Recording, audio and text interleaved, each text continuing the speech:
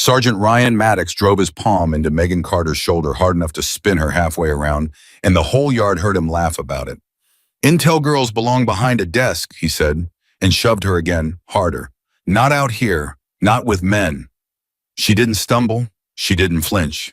She just lifted her eyes to his and said 9 words the three of them would remember for the rest of their lives. "I'm not here to fight anyone. Walk away now." They laughed. They jumped her anyway. And in 11 seconds, they learned exactly what she was. If this story grips you, take a second to subscribe and stay with me all the way to the end. And do me one small favor. Drop the name of the city you're watching from in the comments so I can see just how far this story has traveled. 11 seconds. That was how long it took, and afterward, not one man in that yard could agree on what he had actually seen. Brandon Keller went first because Brandon Keller always went first. He was 26 years old and built like a vending machine, and he had spent his entire life learning that the fastest way to end an argument was to be bigger than it. He came in low and wide, with both arms open the way a man closes on someone he intends to lift off the ground and drop. Megan Carter didn't move backward. That was the part nobody could explain later. She moved into him. There was a sound like a book being closed. Keller's own weight went through his own shoulder and into the packed dirt, and his face followed it, and he was down and folded before his brain had finished forming the sentence it had started. Luke Hayes had time to say one syllable. "What?" Then Hayes was on his knees with his wrist bent backward at an angle wrists are not designed to accept, and he was making a high, thin noise that a 24-year-old man never expects to hear coming out of his own throat. Megan hadn't hit him. That was what he told people afterward over and over until he stopped telling it because nobody believed him. "She never hit me. She just took my arm and the ground came up." And Ryan Maddox, who had taught close quarters combat to Marines for 6 years, who had a reputation and a nickname and a wall of photographs at home, Ryan Maddox got exactly one punch off. It was a good punch. Everyone agreed on that much. It was fast and it was mean, and it was aimed at her jaw with all 41 years of him behind it. It hit nothing. And then Maddox was face down in the dirt with his own arm locked across his own spine and a knee between his shoulder blades, and the thing that would haunt him, the thing that would wake him up at 2 in the morning for the next 11 months, wasn't the pain. It was that she wasn't breathing hard.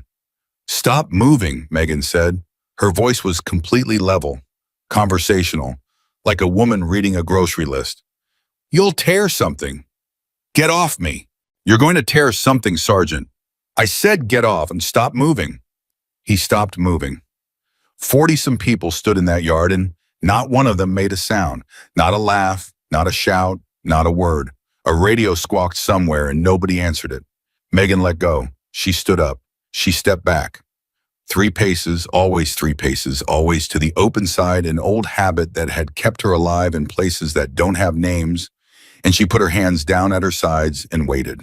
Maddox rolled over and sat up. His mouth was full of grit. There was blood on his lip, and he didn't know how it got there, and that bothered him more than anything, because he had trained his entire adult life to know exactly how the blood got there. "You want to explain what that was," he said. "You put your hands on me," Megan said. "Twice. I asked you not to." "You didn't ask." "I told you to walk away." "That was me asking." Keller was up on one elbow, spitting. Hayes was sitting on the ground, cradling his own wrist like a bird he'd found in a driveway. And Maddox looked around at the 40 faces and understood in the total quiet of that moment that something had just happened to him that he was not going to be able to undo. He got up, he wiped his mouth, and because he was who he was, he tried anyway. "Lucky," he said. Megan looked at him. "That's all that was," Maddox said louder now for the yard. "Lucky, you caught me talking." "Okay," Megan said. "Okay, that's it. Okay." "Okay," she said again, and turned and walked toward the admin building. And that, more than the throw, more than the lock, more than the blood on his lip, was the thing that broke Ryan Maddox open. She didn't argue. She didn't gloat. She didn't need him to admit anything. She just didn't care what he thought. Nobody had ever not cared what Ryan Maddox thought. 3 hours earlier, she had been standing at a gate in the dark with a duffel bag at her feet, watching a 19-year-old sentry try to make a computer tell him she existed. "Ma'am, it's hang on. Sorry, it's doing something weird." "Take your time." "It says..." He stopped. He looked up at her. He looked back down. It's probably a system thing. What does it say, ma'am? You can tell me, it's my name. The kid's ears went red.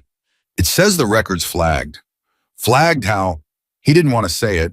She could see him deciding not to say it, and she could see him decide he had to, and she felt something old and tired turn over in her chest. It says, deceased ma'am. Megan nodded slowly. Yeah, she said, that happens. That ma'am, that happens. More than you'd think.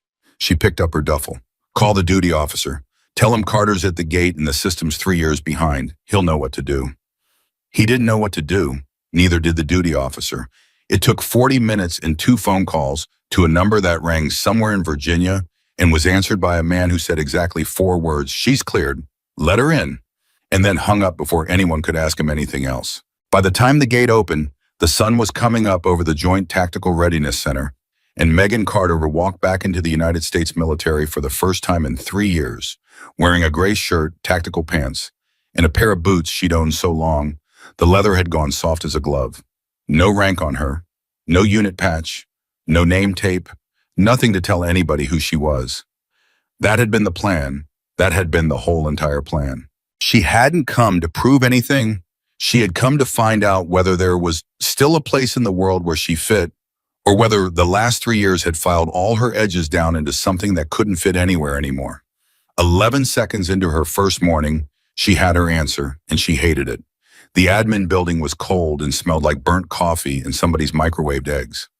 A staff sergeant behind a desk took one look at her face and stood up without being asked. Ma'am, are you all right? I need to report something. Report okay, sure, what happened? And 3 men initiated physical contact with me on the training yard. I defended myself. 2 of them are going to need to see a corpsman. One of them's going to need his pride looked at, but I don't think you carry that. She paused. I want it written down. Today, before anybody else writes it down for me. The staff sergeant blinked. Ma'am, that's usually people wait for. I know what usually happens. That's why I'm here first. She had learned that lesson in a place she couldn't talk about from a man who was no longer alive to remind her the story that gets told first is the story that becomes true. She'd watched good people get buried under paperwork written by whoever ran to the desk fastest.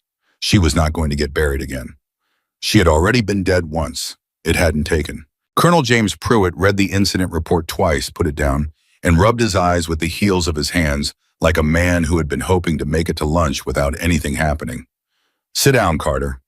I'll stand. It wasn't a request. She sat. Pruitt was 58 gray at the temples and had spent the last 4 years running a facility where the government sent people it needed to be very good at very specific things. He had seen a lot walk through his door. He had never once had a personnel file open on his screen with the word deceased sitting in it in red letters, while the person it described sat 6 feet away breathing. You want to tell me what you're doing on my base? Reporting as ordered, sir. Ordered by who? I'm not able to answer that. Not able, Pruitt repeated. See, that's the phrase I hate. That's the phrase people use right before my whole week catches fire. He turned his monitor toward her. You know what this says? I've been told. Killed in action 3 years ago overseas. There's a memorial with your name cut into it 1,100 miles from here, Carter. There's a woman in Ohio who got a folded flag with your name on the card. Megan's hands were flat on her knees. She didn't move them. Yes, sir, she said. That's your mother. My aunt. My mother passed in '09. Pruitt was quiet for a second. Does she know no? Are you going to tell her? That's not my decision to make. Whose is it? Not mine, sir. And Pruitt, who had a temper and a reputation for it, heard something underneath that flat little answer that made him let it go. He'd been in long enough to know the sound of a door that isn't going to open no matter how hard you kick it. He picked up the report again. Maddox says you assaulted him. Maddox is a liar. That's a hell of a thing to say about a man with 6 years as an instructor. It's also true. She said it without heat. That was what unsettled him. There was no anger in her at all, and Pruitt had spent 30 years around angry people. He knew what to do with them. He had no idea what to do with this. Sir, there were 40 witnesses. I'd start with the ones who don't work for him. You think he's got people covering for him. I think he's got people who like being on his good side. That's not the same thing, but it looks the same from the outside. Pruitt leaned back. The chair creaked. Who trained you? Sir, don't. Don't do the not able thing again. I'm asking you honestly. I have watched a lot of people fight Carter. I know what the Marine Corps looks like. I know what the Army looks like. I have seen guys come out of the Ranger pipeline who could take a man apart like a Sunday chicken. He leaned forward. That report says 11 seconds. 3 men. One of them a certified instructor. And you didn't throw a single punch. Megan looked at the floor. Answer the question. I threw one, she said. Nobody saw it. That's the point. Prewitt sat back very slowly. He didn't ask another question. He just looked at her for a long 5 seconds, and then he said quietly, God Almighty. By noon, it was all over the base, and by 2 o'clock, it had stopped being true. That was the thing about a story like that. It got told and told, and each time somebody told it, it lost a little of what actually happened and gained a little of what people needed to be true instead. By 2 o'clock, Megan Carter had used a nerve strike. By 3, she'd had a knife. By 4, Maddox had been holding back because she was a woman, and that's the only reason it went the way it went. By 5, there was a version going around the chow hall where she'd been trained by the Israelis, and a version where she was some kind of contractor, and a version where she'd started it actually if you really got down to the details, and Maddox had just been standing there. Megan heard all of them. Nobody said them to her face. That's not how it works. People said them 4 feet away with their backs turned in the tone men use when they want to be overheard. She ate her food. She washed her tray. She said nothing. And on the far side of the room, Luke Hayes sat with his wrist wrapped and his food untouched, staring at nothing. You gonna eat that? Keller said. No. Man, you gotta eat. Hayes turned and looked at him. Brandon, do you understand what happened to us? Yeah, we got sucker played. It happens. No, Hayes' voice cracked on it. No, listen to me. I came at her. I came at her, okay? I wasn't standing there talking. I wasn't distracted. I saw her and I came at her and I had my hands up and I knew what I was doing. He held up his wrapped wrist like evidence. And she took me apart like I was a folding chair. Like I was nothing. Like I wasn't even there. Keller shifted. She got lucky. Twice on 2 different guys inside of 5 seconds. Luke, and then Maddox, Ryan Maddox. Hayes laughed and there was no humor anywhere in it. The guy who taught 800 Marines how to fight, face down, eating dirt. And she wasn't even breathing hard, Brandon. She stood up and she wasn't breathing hard. Keller didn't say anything. So you tell me she got lucky, Hayes said. Go on, say it again. I want to hear you say it again. Keller looked at his tray for a long moment. I can't, he said. Maddox found her at 1800 alone outside the equipment shed with a rifle broken down on a bench in front of her. He came in loud. He always came in loud. You embarrassed me. Megan didn't look up. She ran a boar snake through the barrel, checked it, ran it again. You hear me? In front of my people. In front of my trainees. I heard you. Then look at me when I'm talking to you. She set the barrel down. She looked at him. And Maddox, who had rehearsed this whole conversation in his head 6 times since noon, discovered that every single word of it had left him. Because she wasn't angry. She wasn't smug. She wasn't afraid. She just looked tired. You want me to apologize, she said. I want you to... He stopped, started over. I want to know who you are. You didn't want to know this morning. This morning I thought, you thought I was an intel analyst who got lost on her way to a briefing room. I know what you thought. You said it out loud with your hand on my shoulder. She picked up the receiver, checked the pin, set it back down. You want to know who I am? Fine. Here's who I am. I'm a person who told you to walk away and you didn't. That's not an answer. It's the only one that matters. Maddox's jaw worked. He put his hand on the bench, not on her, on the bench, but close enough that she registered it filed. It calculated the distance without ever moving her eyes. Let me tell you how this goes, he said. This is my house. 4 years. Every man on this base has bled for me, and I've bled for them. You want to come in here and make me look like a joke, that's your business. But you're going to be gone in a month, and I'm going to still be here. He leaned in. So enjoy your 11 seconds. That's all you get. Megan reached out and moved his hand off the bench. Not roughly. She just took his wrist between 2 fingers and set his hand down somewhere else, the way you'd move a cup. Maddox went white, because she had done it without looking, because she had known exactly where his hand was without checking, because for 1/2 of 1 second, He felt what Hayes had felt and understood on some animal level below language, that if she had wanted to, his wrist would have made a sound. "Sergeant," Megan said quietly, "I'm going to tell you something and I want you to hear it, because I'm only going to say it once." He didn't move. "I have never in my life wanted to hurt you. Not this morning. Not now, not ever." She met his eyes. "I've hurt people. I'm not going to pretend I haven't, but I've never wanted to. Every single time it was because somebody left me no other door to walk through." She let that sit. "You keep opening that door for me, and I keep closing it. Please stop making me close it." Maddox stood there. And then, because he had no idea what else to do with what was happening inside him, he laughed. It came out ugly and wrong. "You're a piece of work," he said, and walked away. He got 20 feet before she said his name. "Maddox," he stopped. He didn't turn around. "Your left knee," she said. "It's going. You favor it when you plant. It's why your first punch was high. You couldn't drop your weight into it, so you swung from the shoulder. A beat. Get it looked at. It'll be a lot worse in 2 years." He stood there with his back to her for a long, long moment. Then he walked into the dark without another word. Nobody on that base knew it yet, but at 1940 that night, in a room 1,100 miles away, a man in a private office watched a security feed of a training yard in Nevada. He watched it once at full speed. He watched it again at quarter speed.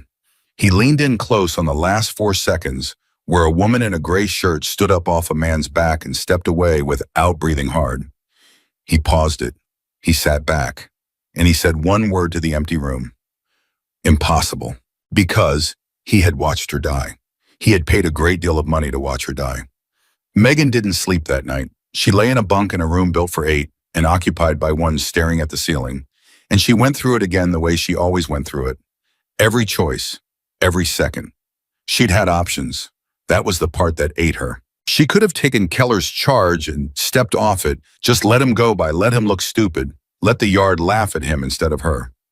4 inches of movement, and none of it would have happened. She hadn't. She'd chosen the throw. Her body had chosen it before her mind got a vote. And that was the thing that scared her, because that was the exact thing that 3 years in the dark had built into her. Somewhere out there, she had stopped being a person who fought when she had to and started being a person who fought because it was the only language she still spoke fluently. She had come to Nevada to find out if she could still belong. 11 seconds in, she had proved she couldn't. At 200, she got up and sat on the edge of the bunk with her head in her hands. And for the first time in a very long time, Megan Carter said something out loud to a room with nobody in it. "I don't know how to come back," she said. At 4 o'clock, somebody knocked. She was at the door before the second knock landed. That was habit too. It never went away. Luke Hayes stood there. His wrist was in a brace. He looked about 15 years old and like he hadn't slept either. "I'm not supposed to be here," he said. "No." "I know." He swallowed. "Can I ask you something?" Megan looked at him for a second. Then she stepped back from the door. He didn't come in. He just stood there in the frame with his good hand jammed in his pocket. "When you had my arm," he said, "this morning." "Yeah." "You could have broken it." "Yes." "Just like that, like an inch. That's all it would have taken. An inch." "Yes." Hayes nodded slowly, like she'd confirmed something he'd been arguing with himself about all night. "Why didn't you?" Megan leaned against the door frame and folded her arms and thought about how to answer that honestly, because she had decided somewhere around 0300 that she was done lying to people about small things. "Because you're 24, she said. Hayes blinked. "What? You're 24 years old and you came at me because a man you respect told you it was funny. That's not evil, Hayes. That's just young." She shrugged. "You'd have spent 9 months in it and the rest of your life telling that story wrong. I didn't want to give you that." Hayes's throat moved. "But you'd have done it," he said. "If you had to, you'd have done it." "Yes." "How do you know?" And Megan Carter, who had not told the truth to another human being in 3 years, not the whole truth, not once heard herself answer him. "Because I've done it," she said. Hayes stood very still.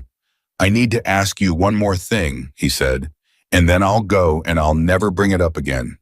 "Go ahead." "Who are you?" She looked past him into the hallway.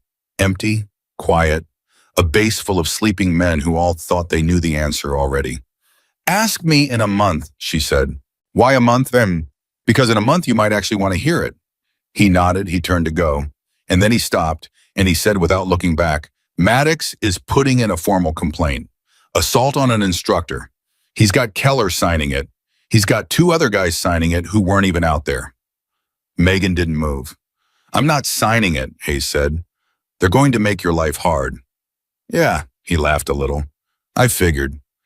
Hayes, he turned. Sign it, she said. He stared at her. What? Sign it? Don't burn yourself down over me. I'm not worth what it's going to cost you. You're telling me to lie about you. I'm telling you to survive. Her voice didn't change at all. That's not the same as lying. You'll learn the difference eventually, and you're going to hate the day you do. Hayes stood in that hallway with his wrist in a brace and his whole understanding of the world coming apart in his hands. No, he said, and he walked away. At 06:30, Colonel Pruitt's phone rang. He'd been expecting it. He'd been expecting Maddox's complaint and the paperwork and the week of misery it was going to cost him, and he'd already decided how he was going to handle it. It wasn't Maddox. Colonel Pruitt, sir, this is the gate. There's a vehicle here. No plates. Guy says he's expected. He's not expected. I'm not expecting anybody. Sir, hang on. A pause. Muffled voices. Sir, he gave me a name and said to say it to you. Pruitt pinched the bridge of his nose. Fine. What's the name? The kid at the gate read it off carefully the way you read something you don't understand. He says his name is Walker. Ethan Walker. He says... The kid hesitated. Sir, he says he's here for the dead woman. Pruitt was very quiet. Sir. Open the gate, Pruitt said. And out on the training yard, in the gray light, before the sun cleared the ridge, Megan Carter was already up, already moving, already alone, and she stopped dead in the middle of the packed dirt because some old and terrible instinct in the base of her skull had just told her with absolute certainty that somebody was coming through that gate who knew by her real name. The vehicle came through the gate at 06:41 and stopped 40 feet short of her, and the man who got out of it didn't say hello. He said, Ghost. Megan Carter didn't move. Don't call me that. That's your name. That was a call sign. It belonged to a woman who's dead. There's a flag in Ohio that says so. She turned to face him fully. Try again. Ethan Walker stopped 10 feet out. He was 51, built like a man who had been very fast once and had made peace with no longer being, and he had a folder under his arm that he made no effort to hide. All right, he said. Carter. Better. You look terrible. I didn't sleep. You never sleep. I used to. Walker nodded slowly. Yeah, he said. So did I. Megan looked at the folder, then at his face, then back at the folder. How long have you been on the ground? She asked. 90 minutes. I drove up from Vegas. You flew in last night? Yes. You flew in last night, which means you got on a plane yesterday afternoon, which means you knew about the yard before dinner. Her voice didn't rise. It never rose. That was somehow worse. Sir, I threw 3 men into the dirt at 07:15 yesterday morning. There were 40 people watching and none of them have your phone number. So how did you know? Walker's jaw tightened. That's the question, he said. That's not an answer. No, he agreed. It's not. And something cold went down the back of Megan's neck that had nothing to do with the hour. By 07:10, they were in Pruitt's office, and Pruitt was already unhappy. Let me be clear about something, Pruitt said. This is my base. I don't care who you were. I don't care what your access says. You walked through my gate at dawn without a phone call, and you used the phrase, the dead woman, to a 19-year-old Century, and now that kid is going to spend the rest of his enlistment telling that story to anybody who'll buy him a beer. So no, you don't get to start talking yet. Colonel, I said not yet. Pruitt jabbed a finger at his monitor. I've got a personnel file that says this woman is deceased. I've got a formal assault complaint against her signed by a 6-year instructor and 3 witnesses. I've got a base that has talked about nothing else for 24 hours. And now I've got you. He sat back. So somebody in this room is going to tell me the truth, and I've got a feeling it isn't going to be either one of you. Walker set the folder on the desk. Open it. What is it? It's why I'm here. Pruitt opened it. He read the first page. He stopped. He read it again. This is my security feed, he said. Yes. This is a still frame off my security feed. Yes. Off a closed system, on a closed base, that does not touch the outside world. Yes, Walker said. Prewitt looked up very slowly. Then how the hell do you have it? I don't, Walker said. Somebody sent it to me. Megan hadn't sat down. She hadn't moved at all. But at that, something in her face changed, went smooth and empty, in a way that Pruitt had only seen a handful of times in 30 years, and never on anybody it was safe to be near. Who? She said. I don't know. Sir, I don't know, Carter. Walker's voice cracked on it, just slightly, and that was the moment she understood he was scared. It came to a personal account, not an official one, no message, no name, just a frame and a timestamp. He tapped the page. 1940, yesterday, 12 hours and change after it happened. So someone pulled that footage off of this system and moved it off this base, Walker said. And they did it fast, and they did it clean, and they wanted somebody to see it. Prewitt was on his feet. That's not possible. Colonel, that's not possible. You understand what you're telling me. You're telling me I've got a breach in a facility that trains. He stopped himself. No, I'd know. Would you? Megan said. Prewitt turned on her. Excuse me. You'd know if somebody kicked the door in, she said. You'd know if somebody hacked you from outside because you've got people whose whole job is to watch for that, and they're good, and they'd catch it. She met his eyes. But nobody watches for a man with a badge walking down a hallway he's allowed to walk down. The room went very quiet. You're accusing one of my people, Prewitt said. I'm not accusing anybody. I'm telling you where I'd look if I were the one doing it. She paused. And I've been the one doing it, sir. More times than I'd like to explain to you. Prewitt sat back down slowly. He looked at the folder. He looked at her. Who sent it? He said to Walker. I've told you, I don't know. Then why send it to you of all the people on God's earth? Why you... Walker didn't answer, and Megan said quietly, because he's the man who signed my death certificate. The silence after that had a shape to it. Prewitt's head came up. Say that again. 3 years ago, Megan said, somebody had to put a name on the line that said Megan Carter was killed in action. Somebody had to look at a report and sign it and make it true. She didn't look at Walker. She was looking at the wall. He signed it. Is that true? Prewitt said. Walker's hands were flat on the desk. Yes, he said. Why, because she asked me to. Prewitt's mouth opened, closed. You asked him, he said to Megan. Yes. You asked a man to declare you dead. Yes. Your aunt in Ohio got a folded flag because you asked a man to. Yes, Megan said. That's exactly right. That's exactly what I did. And I've thought about it every day for 3 years, sir. So if you're building up to a speech about it, you can skip it because whatever you've got, I've already said worse to myself at 2 a.m. Prewitt closed his mouth. Walker said, Colonel, whoever pulled that frame knew what it meant. That's the part I need you to hear. 40 people watched that fight, and 39 of them saw a woman win a scrap. One person saw that footage and knew what it was worth. He tapped the still frame. You don't send this to me unless you know I signed the paper. You don't know I signed the paper unless you've been inside a file that maybe 11 people on this planet can open. Megan finally looked at him. 11, she repeated, 11. Name them. Walker didn't. That was answer enough. The formal complaint hearing was set for 1300, and by 900 the base had already decided how it was going to go. Megan felt it in the chow line, felt it in the way the noise dropped 4 decibels when she walked in and came back up when she sat down. Nobody said anything to her. Everybody said everything about her.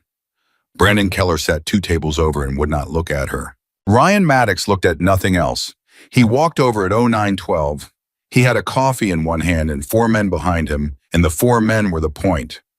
You're at the hearing, he said. I'm aware. You know what happens at a hearing testimony? Under oath, statements from witnesses. He set the coffee down on her table uninvited. 4 so far, might be 6 by lunch. Might be. You're not worried.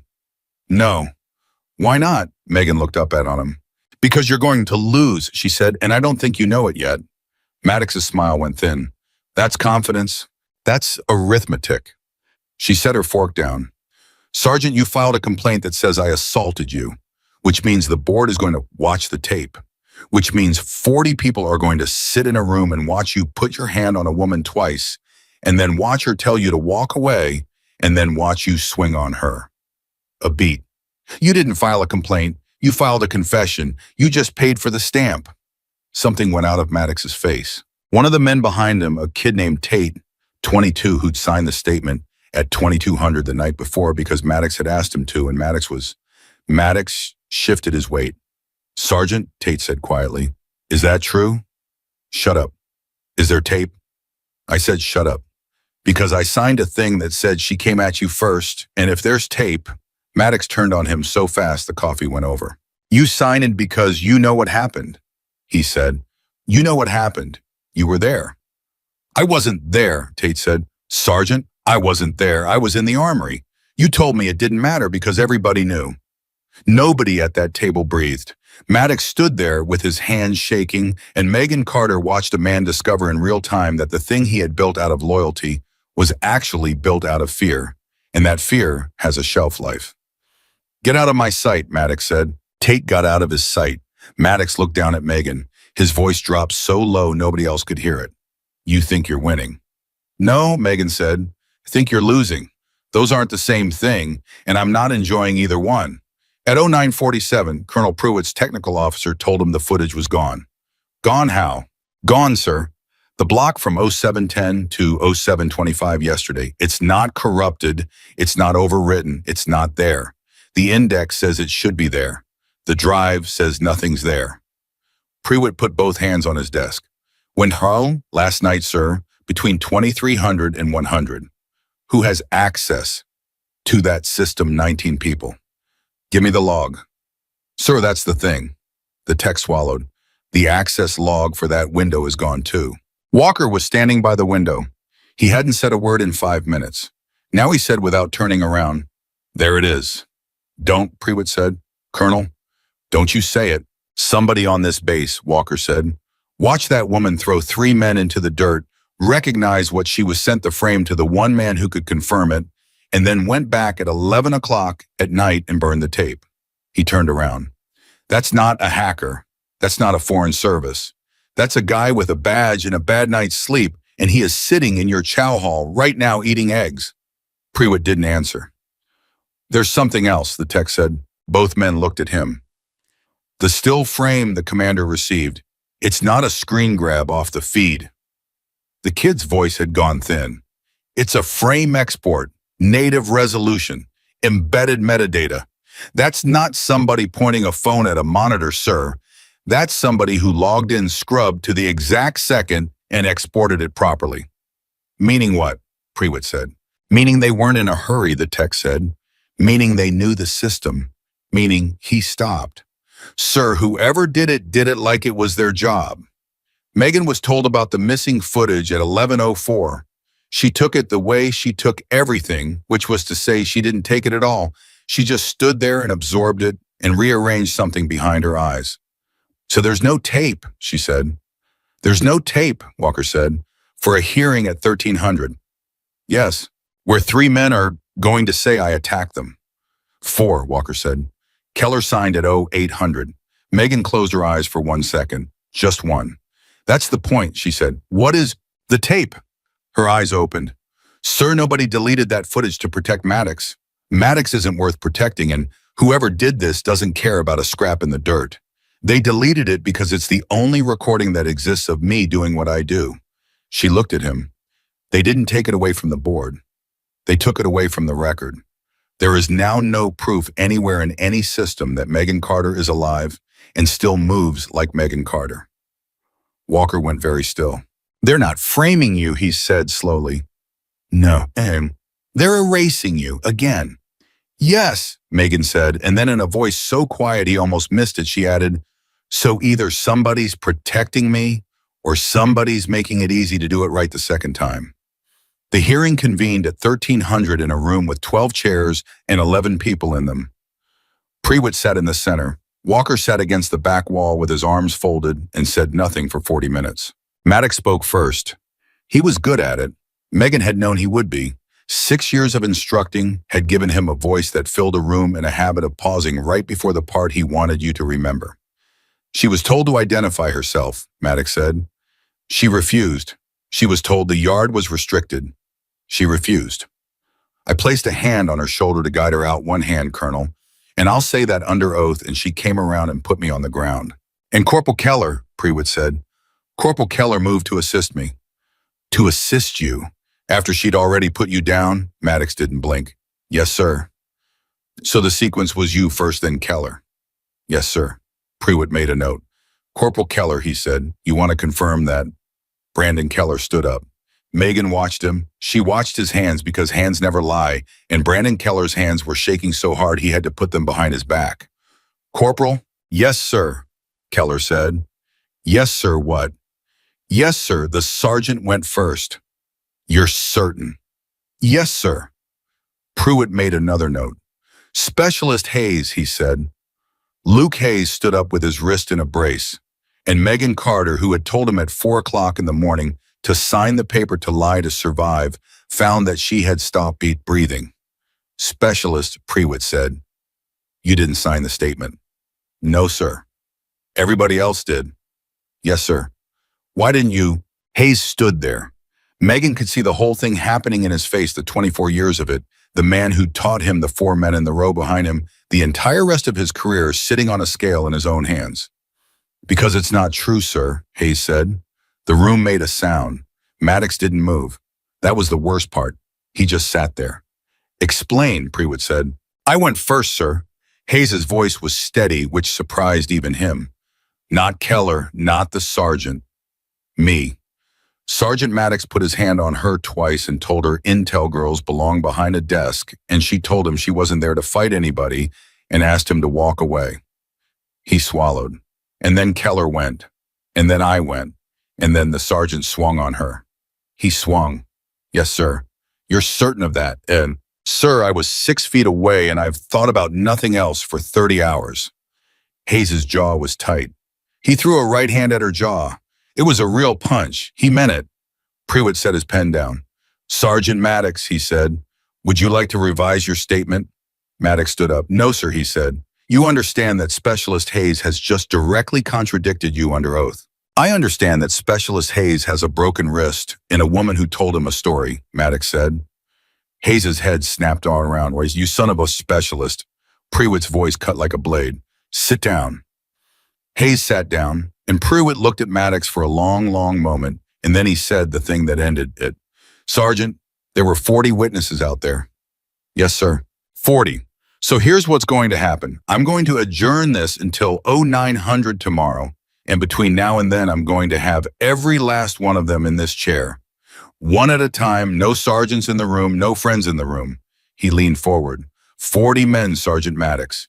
You think you've got all 40? Maddox said nothing. Because I don't, Prewitt said. I think you've got the 4 who owe you and the rest are just scared. And scared runs out. Scared always runs out. He picked up his pen. Dismissed. At 14:20, Maddox caught Hayes in the hallway and put him against the wall. You little get off me. 6 years. 6 years I taught you everything You taught me to shove a woman I didn't know, Hayes said. And then you taught me to lie about it, and I'm not doing either one anymore, Sergeant. So get your hands off me. Maddox's fist came back and stopped. Because Megan Carter's voice came down that hallway like a dropped stone. Maddox, he didn't turn. Take your hand off him, she said, right now. Or what? Or I'm going to come down there, Megan said.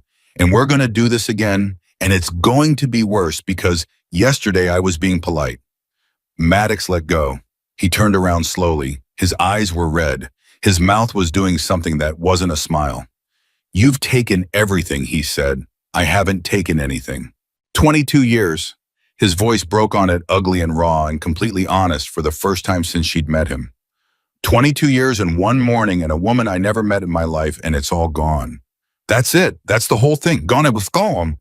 Megan stood there, and then she said gently, Sergeant, do you want to know what actually took it from you? He didn't answer. It wasn't the throw, she said. The throw was 11 seconds, and nobody would have remembered it in a week. Men get put down all the time. It's not a big deal. You know that better than I do. She stepped closer. It was the lie. That's what did it. That's the only thing that did it. You could have walked into that room and said, I put my hands on her. I was wrong. I'd like to apologize, and every single one of those 40 men would have respected you more, not less. A pause. You'd have kept everything. You just couldn't stand to say it out loud. Maddox's chest was heaving. You don't know me, he said. No, Megan agreed. But I know that. I've watched better men than you burn their whole lives down rather than say 4 words. She stepped back. It's the most common death in the world, Sergeant. Nobody ever calls it what it is. She walked away, and Ryan Maddox stood in that hallway with his hands still shaking, and for the first time in 22 years, he sat down on the floor. At 16:15, an instructor named Dale Rusk pulled Megan out of the barracks and told her she was on the sand. On whose order? Mine. You're not in my chain. You don't have a chain, Rusk said. That's kind of the whole problem, isn't it? You're a name that doesn't exist on a base that doesn't officially do anything. So today you're on the sand. He walked her out and handed her a sledgehammer. 400 strikes, he said. Tires over there. It's 106 degrees. 400 strikes. Megan looked at the hammer, looked at him, looked at the 11 men standing at the edge of the yard who had very obviously not wandered by accidentally. Where's my water? She said. You'll get water at 400. That's not a drill, Megan said. That's a punishment. And you're not authorized to punish me because, as you just pointed out, I don't have a chain. Rusk smiled. Then walk away, he said. And there it was. Megan Carter looked at that man for 3 full seconds. She understood exactly what he was doing. She understood that he wanted her to quit, and that if she quit, the 4 signatures became 40, and that the whole thing had been arranged sometime around lunch by men who'd figured out that the hearing was going sideways and needed her gone before 0900 tomorrow. She understood all of it. She picked up the hammer. At strike 100, her hands were fine. At strike 200, they weren't. The skin across the base of her right palm had gone from red to white to something else, and there was a wetness in the glove that she was not going to look at. At 251 of the 11 men left, just turned and walked off. At 300 a second, 1 left. At 320, Luke Hayes came out onto the sand with a canteen and Russ stepped in front of him. Get off my yard, specialist. She needs water. She gets water at 400. Sir, it's 106 degrees and she's been swinging for 50 minutes. 400, Rusk said, and Megan, without stopping, without looking up, said, Hayes. He looked at her. Go inside. Ma'am, go inside, strike. You already spent everything you had today. Strike. Don't buy me a drink of water with the rest of your career. Strike. Go inside. Hayes stood there for a moment with the canteen in his good hand. Then he set it down on the sand very deliberately 10 feet from her in front of everybody and walked in. At 360, a 3rd man left the fence line. At 380, a 4th. At 400, Megan Carter set the hammer down and stood up straight and turned to face Dale Rusk, and there were only 4 men left at the fence, and 3 of them were looking at their boots. 400, she said. Rusk's smile was gone. It had been gone for a while. You want your water, he said. No. That stopped him. No. Megan pulled the glove off her right hand. She didn't say anything about it. She didn't hold it up. She just took the glove off and let her hand hang at her side where 4 men could see it, and one of the 4 made a small involuntary sound. I want the next order, she said. Rusk stared at her. There isn't one. Then say so, Megan said. Say it out loud. Say there's no next order. Carter, this wasn't training. Go on. She waited.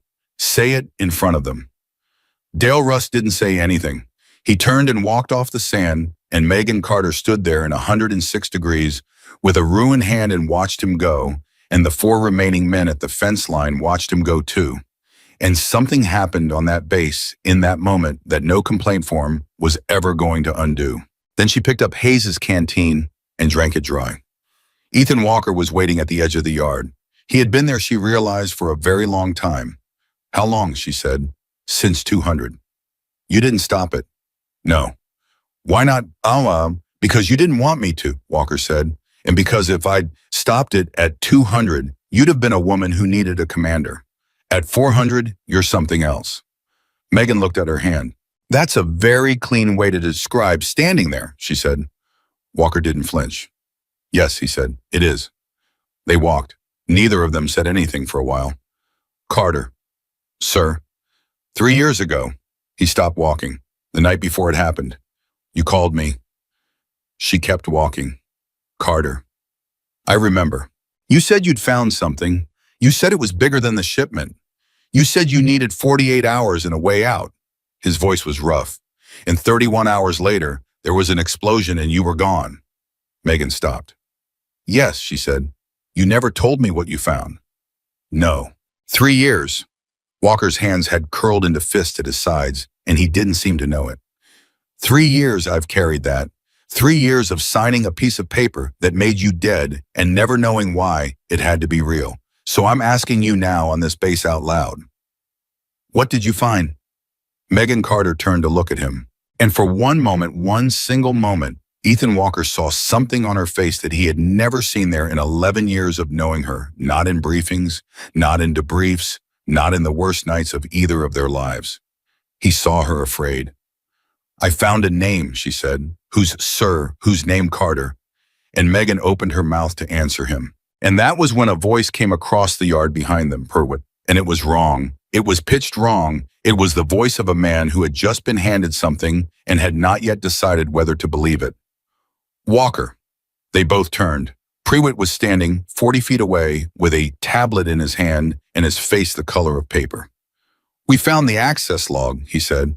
The tech pulled it off a backup nobody knew about. We've got the login that deleted the footage. Walker took a step. Who?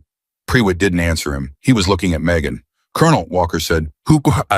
And Purwitt turned the tablet around and Megan Carter looked at the name on that screen and every drop of blood went out of her face. Because it was hers. Megan looked at it for 4 seconds. That's not possible, Walker said. It's on the screen, Purwitt said. Colonel, she doesn't have credentials on your system. She doesn't have credentials on any system. That's the entire point of her. She's a name that got taken out of the machine 3 years ago. I know what I'm looking at. Then you're looking at it wrong. Don't, Megan said. Both men stopped. She was still staring at the tablet. Her voice had gone somewhere flat and far away, the voice of a person doing arithmetic while the building burns. Don't defend me yet, she said, and look at it first. Carter. Colonel. She lifted her eyes. Where was I at 2347? Purwitt's jaw worked. I don't know. Yes, you do. Somebody does. Find out. Right now, before anybody says another word in this yard, find out where I was at 2347, because if the answer is alone in a bunk, then I'm done and you should put me in a room with a lock on it. She held his gaze. And if the answer is anything else, then you have a much bigger problem than me. Purwitt stared at her for a long moment. Then he keyed his radio. At 17:04, the answer came back. At 23:47, Megan Carter had been standing in a hallway outside a barracks door, talking to Specialist Luke Hayes. Except she hadn't. That was 0400. She'd been in her bunk at 23:47 alone, staring at a ceiling. There's no witness, Purwitt said. No. None. No, sir. So the log says you did it, and you have nothing. That's correct. Walker said, Colonel, this is... Commander, I swear to God, if you say the word impossible one more time in my presence, I will have you escorted off my base by a corporal. Purwitt turned back. Carter, talk to me. You're the only one in this yard who isn't panicking. Why is that? Megan wiped her ruined hand on her thigh without appearing to notice she'd done it. Because I know how this is done, she said. How what is done? This. She nodded at the tablet. Sir, whoever's doing this is good. He's not good the way a hacker is good. He's good the way a man is good when he's done it 40 times and never once been caught. He didn't fake a login. That's what you're expecting, and that's why you're stuck. She paused. He created one. Purwitt frowned. Meaning 3 years ago, somebody took my name out of the world, killed the record, closed the file. Her voice was very steady. But you don't delete a person, Colonel, not really. There's always a stub left. A permissions ghost, a line in a table somewhere that says this credential existed and was terminated on this date. She looked up. You can't kill that. You can only turn it off. Walker's face changed. And if you know exactly where the stub is, Megan said, because you were there when it was made, You can turn it back on, Walker finished. For 9 minutes, Megan said. That's what I do. Turn it on, do the work, turn it off, leave the log, because the log is the point. He doesn't want the footage gone. He could have done that 6 other ways. He wants the footage gone and my name on the door. Pruitt sat down on a bench that wasn't meant for sitting. Why didn't they go, mate, he said. Megan didn't answer right away. Carter. Why? Because he's not trying to get me arrested, she said. He's trying to get me isolated. At 1740, the base commander of a facility that officially did not exist stood in a yard and said a sentence out loud that he'd been avoiding for 30 hours. There's someone here. Yes, Megan said, on my base right now, wearing my uniform. Yes. Somebody who was there 3 years ago when your file was closed. Yes. Pruitt looked at her. How many people is that? And Megan said 11. Walker's head came up sharply. 11, Pruitt said. 11 people on Earth. 11 people who could open the file, Megan said. Not 11 people who were in the room. That's a different number and it's smaller. How much smaller? 4, Walker said. Everyone turned. 4, Walker said again, and his voice had gone rough. 4 of us in that room, Colonel. Me, a JAG officer named Reese who died of a stroke 2 years ago. A civilian analyst who signed the technical summary. And Walker's mouth opened, closed.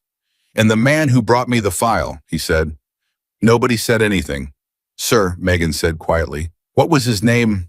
And Ethan Walker, 51 years old, 29 years and a man who had walked into rooms in 6 countries where nobody wanted him there, looked at the ground like a boy. I don't know, he said. You don't know. He was liaison, contractor side. He had the paperwork, he had the access. He had a face I'd seen at 4 other briefings. Walker's hands came up and then dropped. Carter, do you understand what those months were like? I signed 40 documents that week. He was one of 200 people with a badge and an errand. You signed my death, Megan said, and you don't remember who handed you the pen. Yes. The word landed on that yard like a dropped weight. Megan Carter stood there and let it hurt for exactly 1 second, and then she put it away because she had learned in a place with no name that you can carry anything as long as you don't unwrap it. Okay, she said. Carter. I said okay. She turned to Pruitt. Colonel, I need something. What? I need you to arrest me. At 1755, Colonel James Pruitt said absolutely not 4 times in a row, and by 1810 he had agreed. Say it back to me, he said, because I want to hear how it sounds coming out of my own mouth. You're going to confine me to quarters pending investigation, Megan said. Effective immediately, announced, loud. You're going to tell your staff the login is confirmed, the investigation is closed pending review, and that Carter is done. And that's a lie. That's a lie. To my own people. To one of your own people, Megan said. The other 400 are just going to be collateral, and I'm sorry about that, and if you want to hate me for it later, that's fair. Pruitt rubbed his face. Why, Ma? Give me why. Because right now he's got a plan, and I'm inside it, she said. He set this up to isolate me. He wants me alone, uncredentialed, disbelieved in a room with a locked door. So I'm going to give him exactly what he wants, and I'm going to be waiting in it. Walker said, that's not a plan, that's bait. Yes. Carter, that's you as bait. Sir, I've been bait for 3 years, Megan said. This is just the first time I've gotten to pick the hook. At 1830, the announcement went out. At 1834, the base knew. At 1841, Ryan Maddox found Luke Hayes in the equipment shed and said the strangest sentence of his entire life. It's wrong. Hayes didn't turn around. Go away. Hayes. I said go away, Sergeant. You got what you wanted. She's in a box. Enjoy it. It's wrong, Maddox said again. And something in his voice made Hayes turn around. Maddox was standing in the doorway with his hands loose at his sides and his face. Hayes would think about this later, would think about it for years. His face looked like a man who'd been up all night with a sick kid. What's wrong, Hayes said. She's not a thief. You filed a complaint that said she assaulted. I know what I filed. Maddox's voice cracked. I know exactly what I filed, and I'm going to be paying for that for the rest of my career, and that's fine, that's mine. I earned that. He stepped in. But this is different. This is somebody saying she snuck into a room at midnight and stole tape. Hayes, that woman put me on the ground in front of 40 men and then walked away without saying one word about it. Not one. She had every chance in the world to grind my face in it, and she just left. So people who do things in the dark, Maddox said, don't pass up the light. Hayes stared at him. 22 years, Maddox said quietly. That's the one thing 22 years actually taught me. I know what a coward looks like. I've been looking at one in the mirror since yesterday morning. He swallowed. She's not one. Hayes said, what do you want me to do? And Ryan Maddox said, I want you to help me find out who is. At 1900 in a barracks room with a corporal posted outside the door, Megan Carter sat on the edge of a bunk and did the only thing she had left, which was think. She thought about the frame, not the tape. The frame, the still image, exported native sent to Walker's personal account at 1940. 12 hours and change after the fight. Why 12 hours? If you're on a base and you see something at 07:15 that stops your heart, you don't sit on it until dinner. You send it. Unless you weren't on the base at 07:15. Unless you had to be told. Megan Carter sat up very straight in that dark room. He wasn't watching, she said out loud. Somebody told him. At 1912, she knocked on the inside of her own door and told the corporal to get Walker, and Walker was there in 6 minutes, and she was talking before he'd closed it. 12 hours. What? 12 hours between the fight and the frame. He didn't see it happen, sir. He heard about it. She was pacing now 4 steps and turned 4 steps and turned. Somebody on this base told somebody else what happened on that yard yesterday, and it got to him, and then he went and pulled the frame to confirm it, and then he sent it to you. Walker's mouth opened. He wasn't looking for me, Megan said. He wasn't hunting me. He didn't know I was here. Until yesterday. Until yesterday at lunch. She stopped. Sir, he found out I was alive by accident because 3 men decided a woman didn't belong on a training yard. Walker sat down hard on the other bunk. My God, he said. That's why the timeline's so ugly, Megan said. That's why it's fast and sloppy and improvised. The login stub, the missing access log, the frame to your personal account, that's not a plan, sir. That's a man who got the worst news of his life at noon and had to build something by midnight. Her eyes were bright and terrible. He's panicking. He's been panicking for 30 hours. That makes him more dangerous, not less. Yes, Megan said, it does. At 1930, Walker asked the question. Carter, the name. She didn't move. You said you found a name. 3 years ago, you were about to tell me in the yard and Prewitt walked up. He leaned forward. I need it now. If there's a man on this base who was in that room, I need to know what he was protecting. Megan closed her eyes. Sir, if I tell you that name, you become a person who knows it. I'm aware.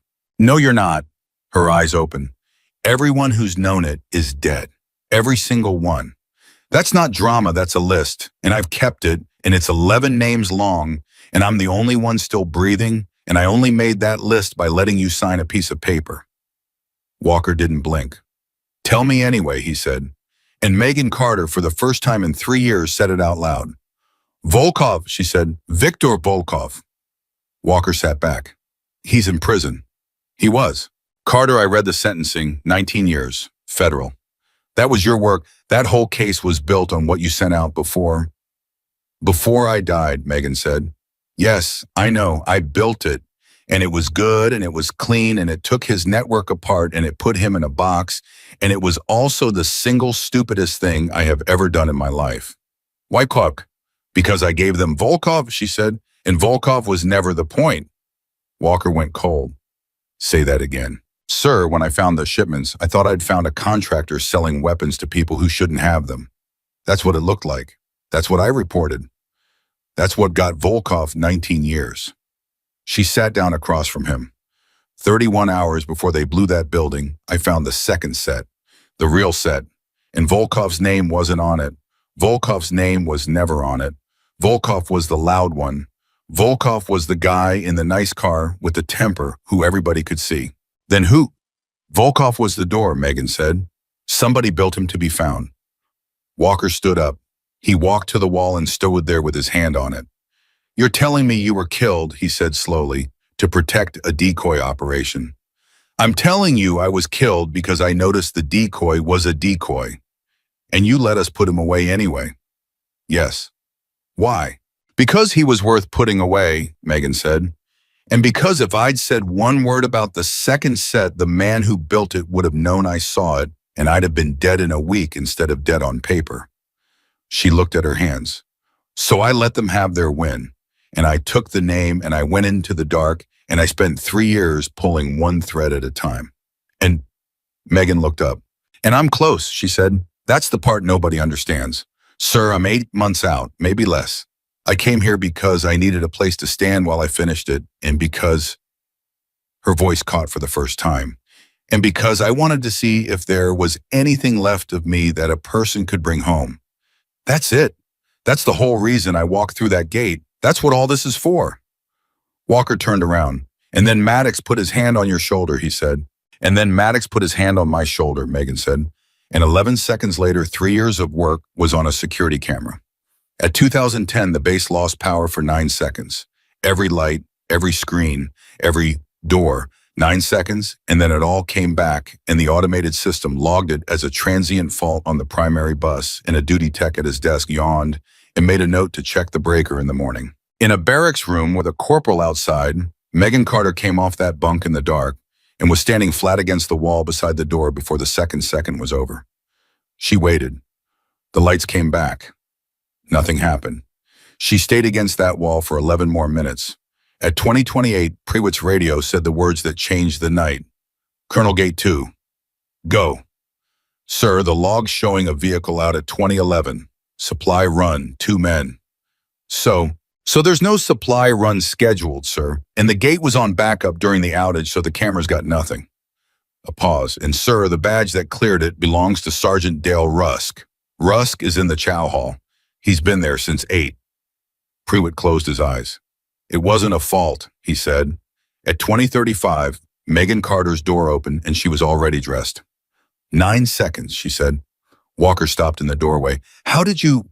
Because I've done it, sir. 9 seconds is what you take when you need the doors to cycle and you don't want anybody to call it an attack. She was moving past him. You don't kill the power for 9 seconds to steal something. You kill it to open something. Or to get somebody in, Prewitt said from the hallway. No, Megan said. Both men looked at her. He's not getting people in, she said. He's already in. He's been in the whole time. She stopped walking. He just sent something out. At 2044, they found it. A hard case standard, unremarkable, checked out of the secure equipment locker at 2013 under a credential that had been terminated 3 years ago and reactivated for 9 minutes. Carter M. Prewitt looked at the manifest and went gray. What was in it? Walker said. Prewitt didn't answer. Colonel, what was in it? Breaching charges, Prewitt said. 4 of them, signature suppressed, the kind we teach with. He looked up. And they just left my base in a truck under her name. The room was silent, and then Megan Carter said very quietly, no. Carter, no, sir. Listen to me. Her whole body had gone still in a way that made both men take a step back without deciding to. Nobody steals charges from a training base. There's nothing here worth blowing up. The vault's got nothing in it but rifles and paperwork. This isn't a theft. Then what is it? Megan's eyes came up. It's a receipt, she said. At 2050, she was talking so fast Walker could barely track it. Think about what he's got. He's got 30 hours and a woman who's supposed to be dead standing in his yard. He can't kill me here. That's a body on a military base and an investigation that never ends.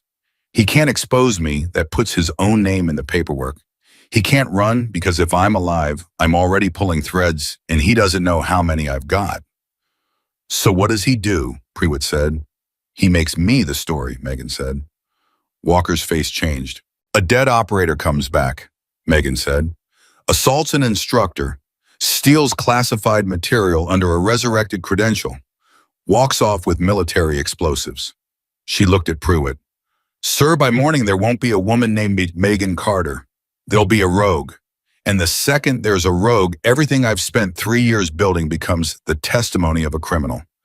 Every file I've got, every thread, all of it, worthless. Prewitt sat down. He's not erasing you, he said. No, he's discrediting you. He's doing better than that, Megan said. He's making me the reason nobody ever looks. At 2114, Ryan Maddox walked into the operations building without being invited and put a piece of paper on Colonel Pruitt's desk. Sergeant, I need 90 seconds, sir. Maddox, I've got 90 seconds, Colonel, and then I'll accept whatever you want to do to me. Pruitt stopped. Maddox stood at attention. His hands were shaking, and he didn't try to hide it. I want to withdraw my complaint, he said. All of it. Every word. I put my hand on her twice, and I called her something I'm not going to repeat in this room, and I threw a punch at her jaw, and she didn't do a thing to me I didn't buy and pay for. Pruitt looked at the paper. Do you understand what this does to you? Yes, sir. You just wrote a confession to an unprovoked assault and filing a false official statement. That's not a demotion, Sergeant. That's your career and possibly a cell. Yes, sir. Then why? And Maddox's voice broke on it. Because there's a man on this base doing something to her in the dark, sir, he said. And I helped him. I didn't know I was helping him, but I built the pile he's hiding behind. I filed the paper that made her look like a problem. And every man in that chow hall who thinks she's dirty tonight thinks it because I taught them to. He swallowed hard. So I'm taking my piece of it off the pile. That's all I can do. It's not much, but it's mine to take off. Walker was standing by the window. He said without turning, Sergeant, what's in your other hand? Maddox looked down like he'd forgotten. Oh, he said. Yeah, this. He set a second piece of paper on the desk. Hayes and I pulled the shed sign-out log for the last 36 hours, he said. Not the electronic one, the paper one. The clipboard by the door that nobody's looked at since 2011 because it's a legal requirement and everybody thinks it's a joke. Pruitt picked it up. There's a signature at 2013 tonight, Maddox said. It's a real signature, sir, in ink, because the guy's been doing this for so long, he didn't even think about it. He just signed the clipboard on his way out like he's signed it 400 times before. Pruitt's eyes moved down the page and stopped. Walker crossed the room in 3 steps. Who? Pruitt didn't say anything. Colonel, who? And Pruitt looked up, and his face was the face of a man whose whole world had just turned 90 degrees. It's the tech, he said. It's my tech. The kid who found the backup. The kid who told me the login was hers. Megan Carter, standing in the doorway, said one word. No, yeah. Everyone turned. Carter, it's a signature. It's a signature that's supposed to be found, Megan said, and she was already moving. Sir, 30 hours ago, this man was invisible. Now there's a login with my name, a missing tape, a truck, a clipboard, and a 23-year-old with a signature in ink. She was at the desk now, both hands flat on it. That's not a trail. That's a menu. He's setting the kid up, Walker said. He's setting everybody up, Megan said. That's what he does. That's what he did to Volkov. He builds a door, and he stands behind it, and he waits for us to kick it in and congratulate ourselves. She looked up. Where's the tech right now? Pruitt keyed the radio. Nothing. He keyed it again. Watch floor. This is Pruitt. Respond. Nothing. Watch floor. Static. And then out of that static, a voice came up that none of them had ever heard before. Calm, unhurried, almost warm. Evening, Colonel. Pruitt's hand froze on the radio. Who is this? You know, the voice said. I never once thought about her, not one time in 3 years. That's the honest truth. And I'd like somebody to know it. She was a line item. She was a Tuesday. A pause. And then yesterday, a man put his hand on her shoulder in a parking lot with 40 witnesses, and my entire life ended over a joke. Megan's face had gone perfectly white. Carter, the voice said. You there? She took the radio out of Pruitt's hand. I'm here. 11 second, the man said. 3 men. You couldn't have just walked away one morning after 3 years of being so careful. He sounded genuinely sad. That's what gets me. You did everything right. And then some sergeant called you a name. Who are you, Dave? You already know. I don't. You do, the voice said gently. You've known for 31 hours. You've just been afraid to say it because if it's true, then everything you built out there in the dark was built on the wrong foundation. Megan's hand tightened on the radio. Say it, she said, and the voice said, ask Walker why he doesn't remember my name. The radio went dead. And in that room, very slowly, every head turned to look at Ethan Walker. Walker didn't say anything. That was the thing Megan would remember. Not the words. The gap where words should have been. Sir. Carter, sir. Her voice came out level, and it cost her everything to make it come out that way. You have about 2 seconds before Colonel Pruitt makes a decision about you, and I'd like you to talk first. Pruitt had not moved. His hand was still shaped around a radio that wasn't there anymore. Commander Walker, Pruitt said, you want to explain that? I can't. That's not an answer. It's the only one I've got. Walker's face was gray. Colonel, I don't know what he means. I swear to you on everything I have left, I don't know what that man means. He said, ask you. I heard what he said. Then why, Pruitt said, does a man who's been hiding for 3 years spend his one radio call putting a knife in your back? And Megan said quietly, because he isn't putting a knife in his back. Both men looked at her. He's buying 20 seconds, she said. That's all that was. He needed everybody in this room to stop moving and look at each other, and it worked, and we just gave it to him for free. She was already at the door. Colonel, where's your tech? They found him at 2131 in a supply closet off the watch floor with a zip tie on his wrists and a strip of tape across his mouth and his eyes so wide he looked like a horse in a fire. Megan cut him loose and got him sitting up against the wall and put a hand on the back of his neck and pushed his head down. Breathe. I didn't breathe first, talk second. The kid was 23. His name was Daniel Ochoa, and he had a wife in Henderson and 11 months left on a contract, and he was shaking so hard his boots were tapping the floor. Ma'am, I didn't sign anything. I didn't take anything. I swear to God. I know. He came in and he was just standing there. He said, hey, Danny, and I said, hey. And then Megan's hand went still on his neck.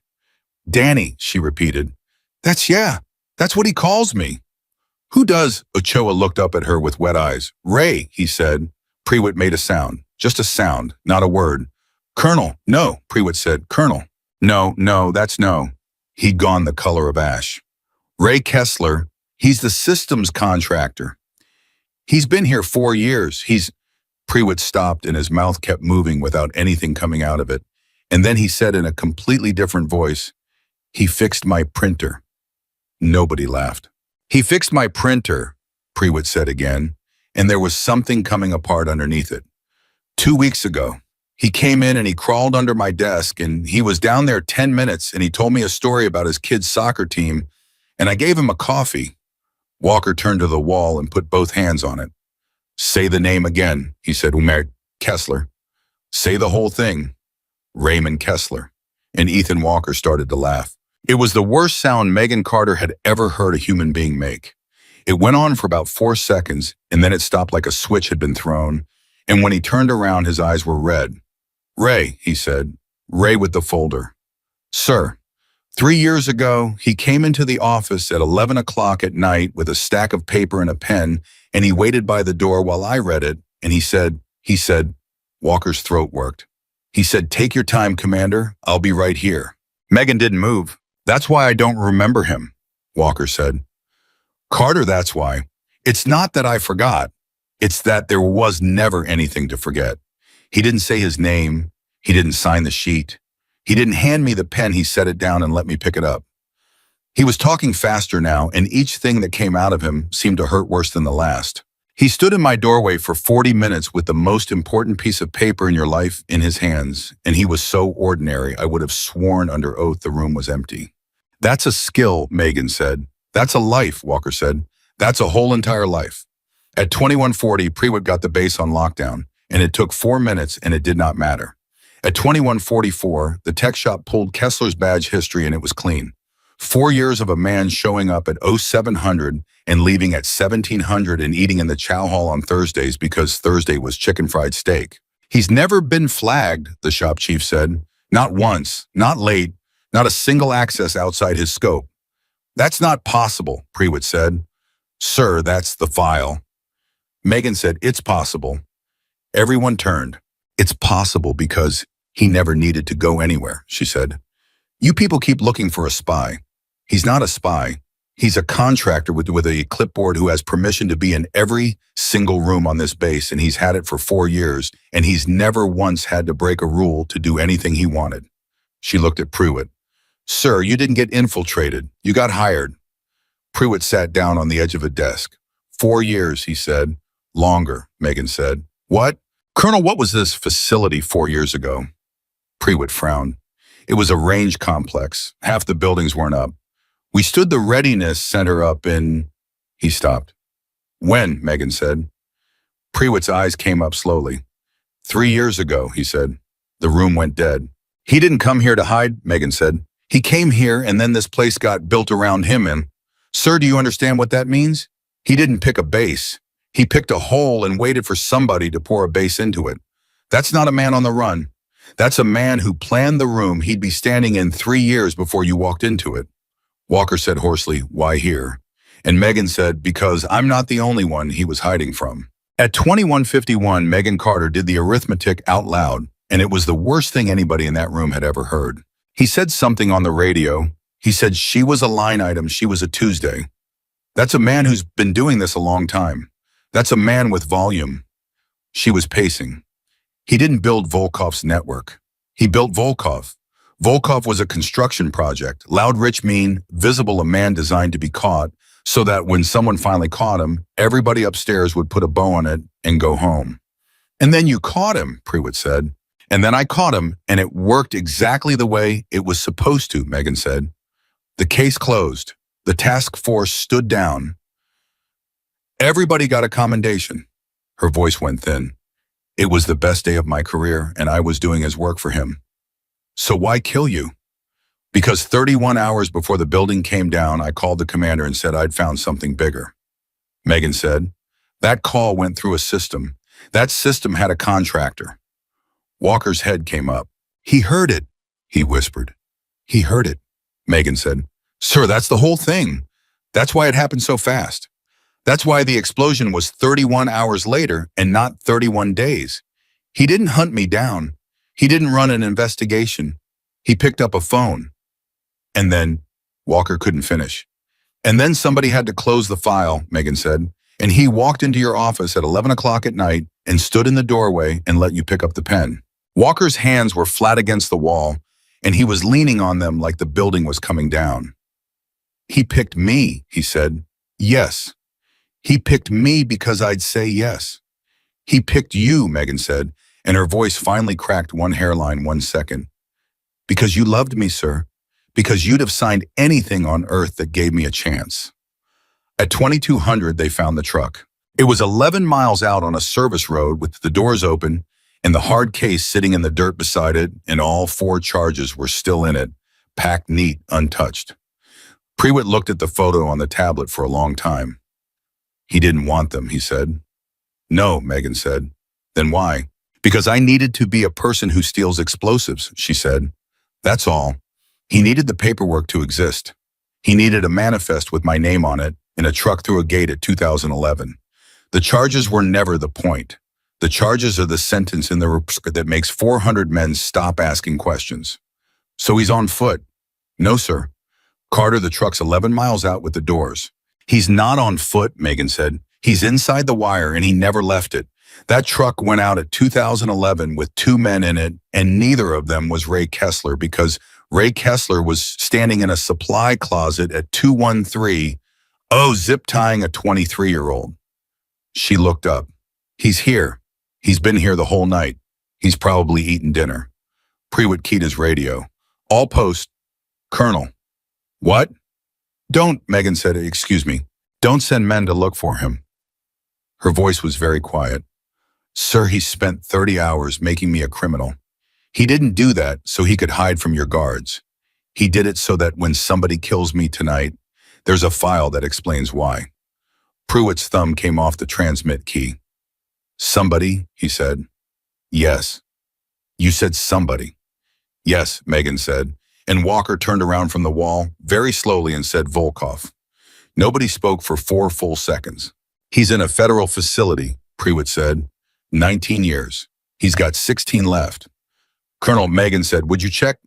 At 22:14, a phone call was made to a federal correctional institution in the state of Colorado, and the man on the other end was a night duty officer who had been on shift for 6 hours and had absolutely no idea that his entire career was ending as he spoke. Prewitt had it on speaker. Volkov, first name Victor. Yes, sir, give me a second. Paper. Typing. Yeah, okay. Volkov Victor. He's hang on. Megan closed her eyes. Sir, he's out. Prewitt said, say again. He's out, released. It shows a transfer to federal custody for a compassionate, no hang on. That's sorry, sir, hang on. More typing faster now. Okay, so this is showing a medical transfer, and then sir, this is showing a release order. When? 6 weeks ago? 6 weeks. Yes, sir. Who signed it? Silence on the line. Son, who signed it? Sir, the duty officer said, there's no name on it. There's a code. It's an authorization code, sir. I've never seen one like this. It's not one of ours. Prewitt hung up. He put both hands on his desk and stood there breathing. 6 weeks, he said. Yes, Megan said. He walked a man out of a federal prison 6 weeks ago, before he knew you were alive, before you existed again. Prewitt looked up. Why? And Megan Carter said the thing that made Ethan Walker sit down. Because he's been closing accounts, she said. Colonel Volkov's been in a box for 3 years, and every day he's in that box is a day he might start talking. Kessler built him. Kessler used him.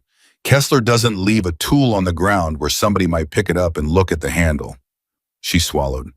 He didn't free Volkov. He collected him. And then you turned up, Walker said. And then I turned up, Megan said. And he realized he wasn't holding a loose end. He was holding a gun. At 2,228, Ryan Maddox said, he'd been standing in the back of that room for 20 minutes, and nobody had asked him to leave, and he hadn't asked permission to stay. His confession was still sitting on Prewitt's desk with a coffee ring on it. Megan turned. What? Volkov. He's not coming alone. Guys like that don't come alone. Maddox's voice was steady now, and it was the first steady thing about him in 2 days. How many is he bringing? Sergeant, you don't need to be in this room. Ma'am, with respect, how many? Megan looked at him for a second. 8, she said. Maybe 12. That's a guess. That's a number. 8 to 12 is what you bring for one person when you want it done in 4 minutes and you want everybody to walk back out. She paused. It's what I'd bring. Maddox nodded slowly. Then here's what I need to say, he said, and I'd like to say it in front of the colonel because I want it on the record and I don't much care what it does to me.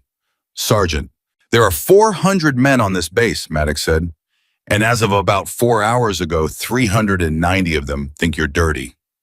That's not a rumor problem, ma'am. That's a tactical problem. Because when it starts and they hear shooting and they see you moving in the dark with a weapon in your hands, he stopped. They're going to shoot you, not because they're bad guys, because they've been told a story and it's the only story they've got. The room was completely silent. And that's my fault, Maddox said. I wrote the first page of it. Megan looked at him for a long moment. Sergeant, she said, that might be the smartest thing anybody said in this building tonight. At 22:40, Prewitt made the call.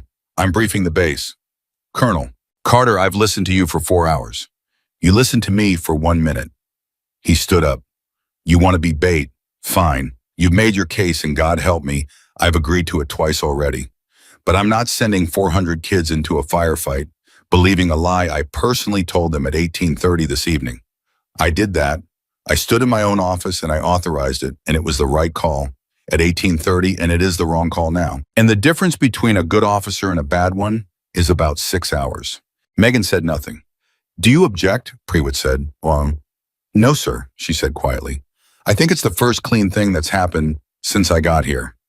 At 22:55, 400 men stood in a hangar, and Colonel James Prewitt told them the truth. He didn't dress it up. He didn't protect himself. He told them he'd announced a confinement he knew was theater. He told them the login was manufactured.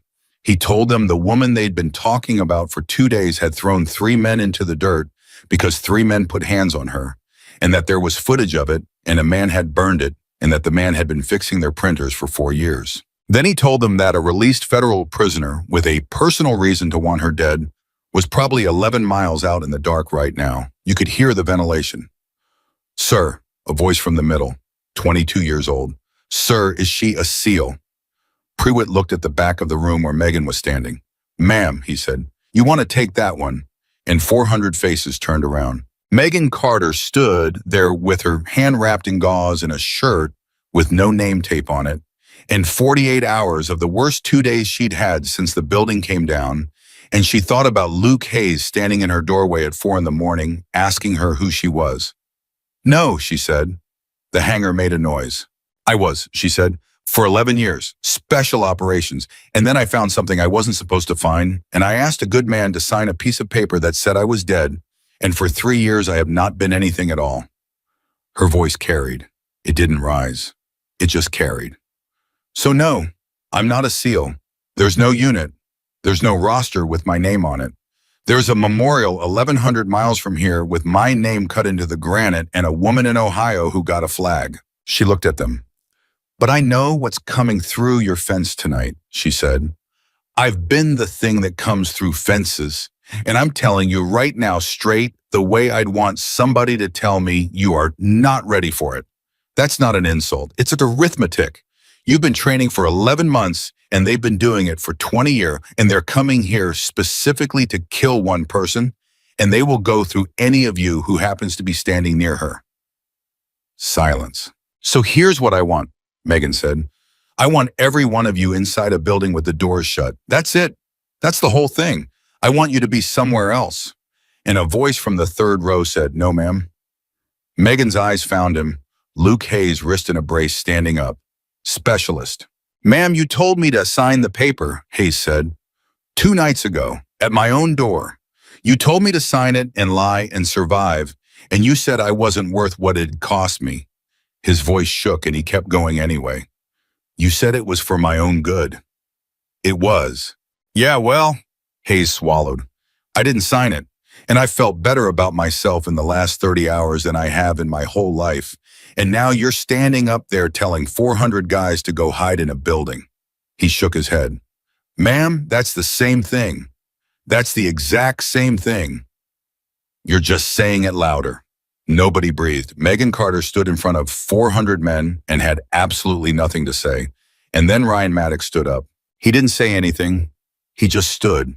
And then Brandon Keller stood up and he was crying, and he didn't try to hide it. And he'd never in his life been so ashamed of anything as he was of the piece of paper he'd signed at 800 that morning. And then a corporal stood, and then 11 men in the 4th row, and then it wasn't countable anymore. Megan turned to Prewitt, and Prewitt looked back at her with something in his face that was almost pity. You wanted to know if you could still belong, he said. That's what you told me on your first morning. Sir, look at it, Carter. He nodded at the hangar. Look at it and tell me what you think it is. At 23:18, Megan Carter stopped being a ghost and started giving orders. She was fast. That was the thing that would stay with all of them. How fast it was. How none of it sounded like a briefing. How she talked to a full hangar. The way you'd talk to somebody in a car. Every man in the outer ring building's doors closed, lights on. Lights on. Don't be dark. Darkness is where he wants you. Nobody outside without a partner, and nobody with a partner they met tonight. No radio traffic that says my name. Not once. If you see me, you say package. If you see him, you say package. Make them work. 2 men in the gatehouse and both of them wrong. Give me somebody who looks nervous. I want the enemy to think the nervous kid is the plan.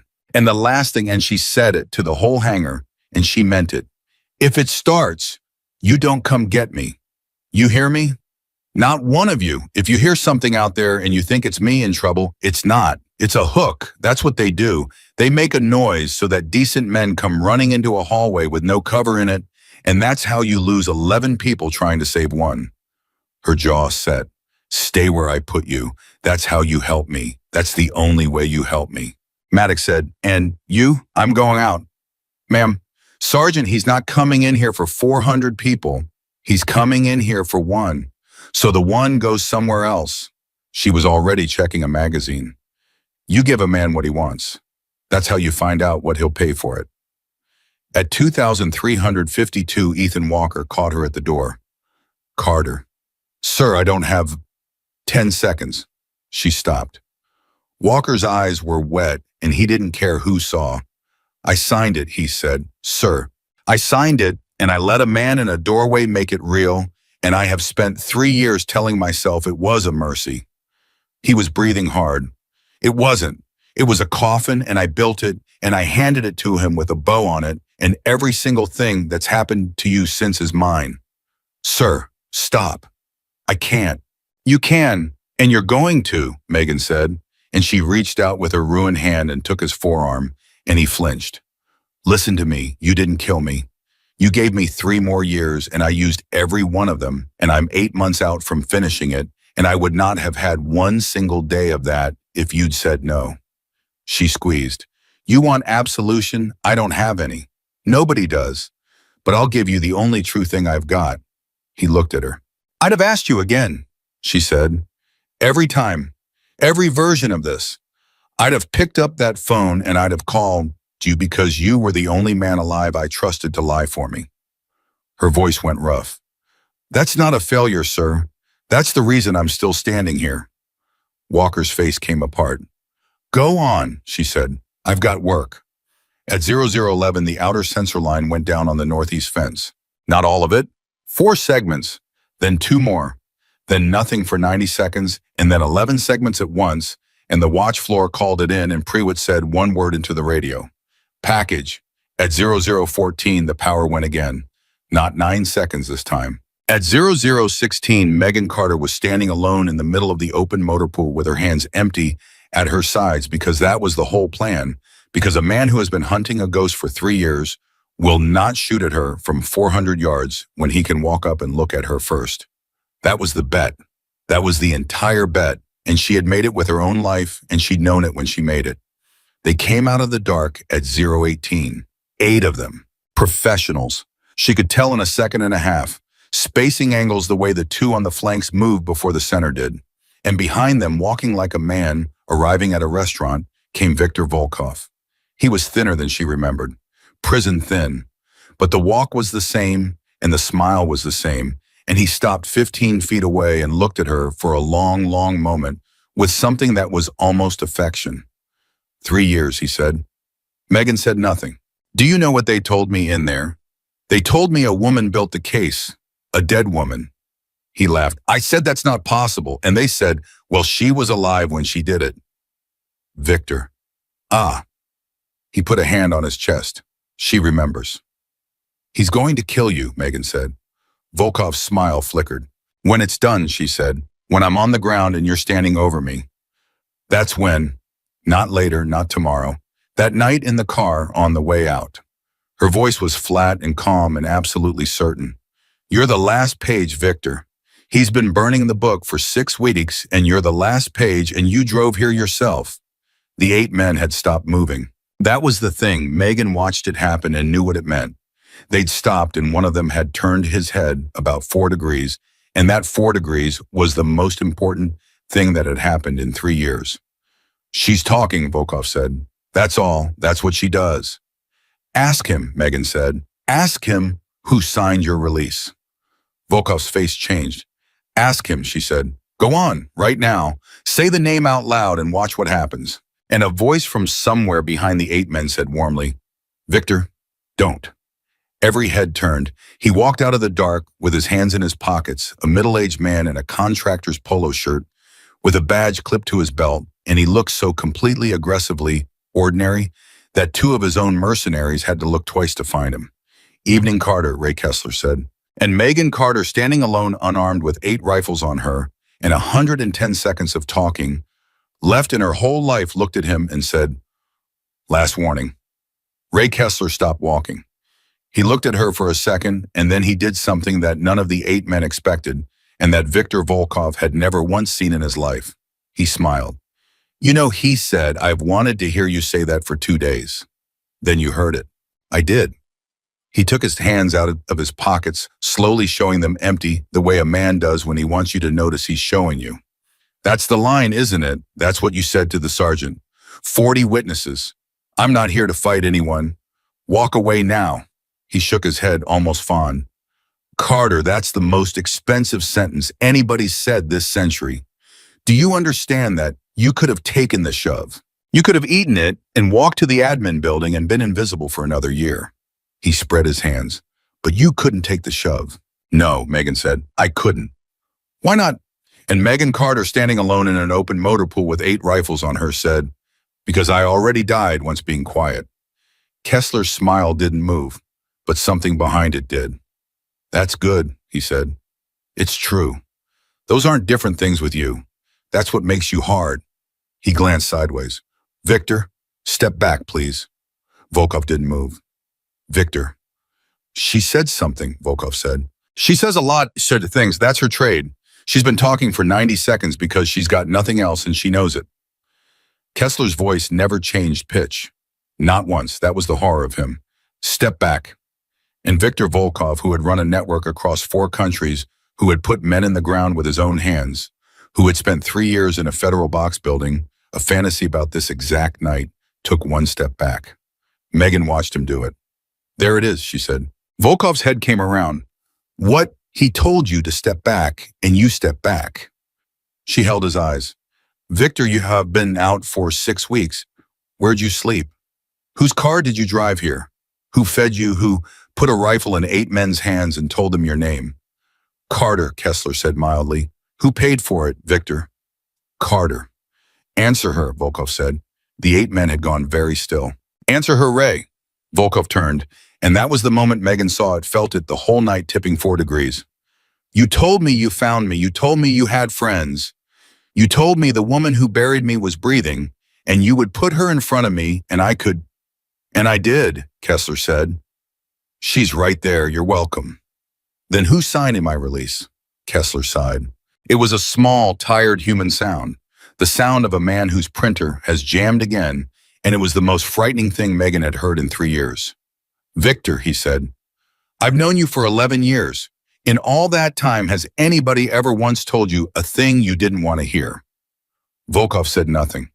That's not an accident, Kessler said gently. I built that. At 0021, Viktor Volkov understood. Megan watched it arrive on his face. It came in stages. First the confusion, then the refusal. And then she'd seen this before in rooms with no names, the terrible, slow arithmetic of a man recounting his own life and finding somebody else's handwriting in it. The Rotterdam shipment, he said. Yes, that was your idea. It was. The Nigerians, the container in Odessa, the Volkov's voice was rising. The lawyer, Ray, you brought me the lawyer. I did. He lost. Yes, Kessler said, he did. 8 men. Not one of them was looking at Megan anymore. You made me, Volkov whispered. I made you visible, Kessler corrected. There's a difference. You were always exactly what you are, Victor. I just gave you a bigger car. He checked his watch casually, and that was worse than anything. And you were magnificent, truly. 11 years and nobody upstairs ever looked past you once. Not one time. Every man who ever came hunting found you and stopped because you were so obviously the answer. He glanced at Megan. Except her. 19 years, Volkov said. You'd have done 4. 19 years, Ray. You'd have done 4, Kessler repeated patient, and you'd have come out and I'd have handed you the keys again and we'd have gone another 11, and that would have been a good life for both of us. His voice hardened for the first time 1 degree, and it landed like a hammer. And then a woman who was dead walked onto a parking lot in Nevada. So no, Victor. You don't get your 4 years, you get tonight. At 023, Megan Carter took 1 step forward. 4 rifles came up. Nobody moved, Kessler said, and nobody moved. Carter, don't. I mean it. Please don't. I've read the file, the real one, the one Walker never saw, and I know what you do at 11 feet, and I would very much like tonight to be boring. Then it's not 11 feet, Megan said. It's 15. You've been standing at 15 since you walked out of the dark. You measured it before you came. Kessler was quiet for a beat. Yes, he said. I did. You always do. I always do, he agreed. That's the job, Carter. That's the whole job. Everybody thinks this work is about violence. It's not. It's about distance. He tapped his temple. Volkov here spent 11 years in the loudest room in Europe. Walker spent 3 years signing whatever got put in front of him. 400 kids in that hangar spent 2 days believing a story I wrote in 40 minutes on a laptop. He shrugged. I've never fired a weapon at another human being in my life, not once. And I've killed more people than every man standing here combined. I know, Megan said. Do you 11 names? She said. That's my list. Everybody who's ever known your name. Kessler's head tilted. Say it, he said. What? My name, you've never said it. 2 days, 3 phone calls, a radio, and you have never once said it out loud. His eyes were very bright. Say it, Carter. And Megan understood in that second exactly what he was. No, she said. Say it. No. Why not but that, Mom? Because you want it, she said. Because you've been ordinary for 40 years and you're good at it and you die for it and you've stood in doorways and fixed printers and gone home at 5 and eaten chicken fried steak on Thursdays, and not one living soul has ever known what you are. She stepped forward again and the rifles came up again and she didn't stop. And it's killing you. It's been killing you the whole time. That's why you talked on the radio. That's why you walked out here instead of doing it from 400 yards like a professional. Carter, you didn't come out here to kill my St. Gilmy, Megan said. You came out here to be seen. And for 1 full second, Raymond Kessler had nothing. At 0:25, he laughed, and it was the first thing he'd done all night that wasn't calculated, and everybody heard it. God, he said, I've missed you. You've never met me. I've read you for 3 years. That's more intimate than marriage. He rubbed his face. You're right. That's the awful part. You're right, and I knew it while I was walking out here, and I did it anyway. So walk away, Megan said. What? Walk away. She said it flat plain, no music in it at all. Right now, I'm giving it to you. You get in a car and you go, and I don't chase you tonight. That's the offer. Kessler stared at her. You'd chase me tomorrow. For the rest of my life, Megan said, but not tonight. That's not much of a deal. It's the only one anybody's offered you in 40 years, she said, and you know it, and it's more than you gave me. Kessler's jaw worked, and then he said quietly, no. Ray, there it is, he said. You said it. And he smiled, and it was awful, and it was almost grateful. You said my name. Megan's stomach dropped. 2 days, Kessler said. That's all it took. 2 days and 1 bad night, and a woman who's better than me said my name out loud in front of 9 witnesses. He looked around at the 8 men at Volkov at the dark. Do you understand what that costs me? Every single person standing in this lot is now a man I have to bury. Nobody moved. Including you, Megan said. Kessler's eyes came back. They just heard it too, she said. All 8 of them. They just heard you say that out loud. She didn't raise her voice. She didn't have to. Gentlemen, he just told you exactly what you are. You're not contractors. You're the last page. Same as Victor. He collected all of you in 6 weeks and drove you here in the dark, and you're going to get in that vehicle at the end of them, and you're never getting out of it. Don't listen to her, Kessler said. He's never fired a weapon at a human being in his life, Megan said. He just told you that. He was bragging. So ask yourself who does it. Carter. Ask yourself which one of you is doing it, she said, and then look at the man next to you. And 8 professionals, men who did not panic, men who had been in worse lots than this on 4 continents, looked at each other. At 0027, the thing broke. It broke the way Megan knew it would, because the one thing 11 years in the dark had taught her was that a crew held together by money is not a crew. It's a rumor, and rumors come apart when somebody says the true thing out loud. The man on the far left lowered his rifle 4 inches and said in accented English, Who's driving out? Shut up, Kessler said. There are 2 vehicles. There are 11 of us. Who's driving out? I said, Ray. Volkov's voice was very low. Who's driving out? And Ray Kessler, for the first time in 40 years, made a mistake. He reached for his pocket. It was nothing. It was probably a phone. It was probably a key fob or a light or the most innocent thing in the world. But 8 men who had just been told they were dead watched a middle-aged contractor's hand go into his pocket, and the man on the far left put his rifle on him, and that was that. Hands, the man said. Don't be stupid. Hands. And Megan Carter moved. She'd been 15 feet from Kessler for 4 minutes, and she covered it in about 1.25 seconds, and she did not go for him. She went for Volkov, because Volkov was closest, and Volkov had a weapon, and because the entire night had turned on a hinge, and the hinge would hold for exactly as long as nobody fired. Volkov saw her coming. He was fast, prison thin and 3 years hungry, and he got his hand on the grip and got it halfway up, and Megan Carter took his wrist between two fingers, the same way she'd moved Ryan Maddox's hand off a bench, and Victor Volkov's arm made a sound, and the pistol was in her hand, and Victor was on the ground. Nobody fired. That was the thing. That was the whole night in one held breath. 8 rifles and not one of them came off Ray Kessler because 8 men had just realized that the person in that lot who was going to kill them wasn't the woman. Megan came up with the pistol on Kessler and said one word, down. Kessler put his hands out. Carter, on the ground. You've made a mistake, he said, and he was calm. He was still so terribly calm. Not tactically, morally. You just told 8 men they're already dead. Do you know what a man does when he's already dead? And Megan said, yeah, he walks out of a burning building 3 years later and takes your whole life apart. At 0029, the radio in her collar came alive with Prewitt's voice. Package. Package.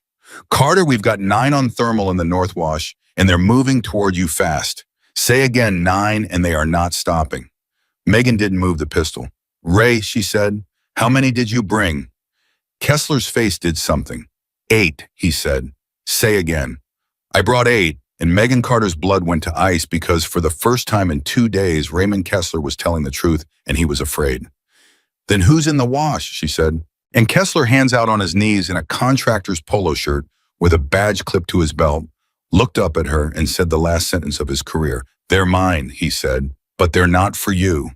At 030, Megan understood the whole architecture of it all at once, the way you understand a sentence. They're for them, she said.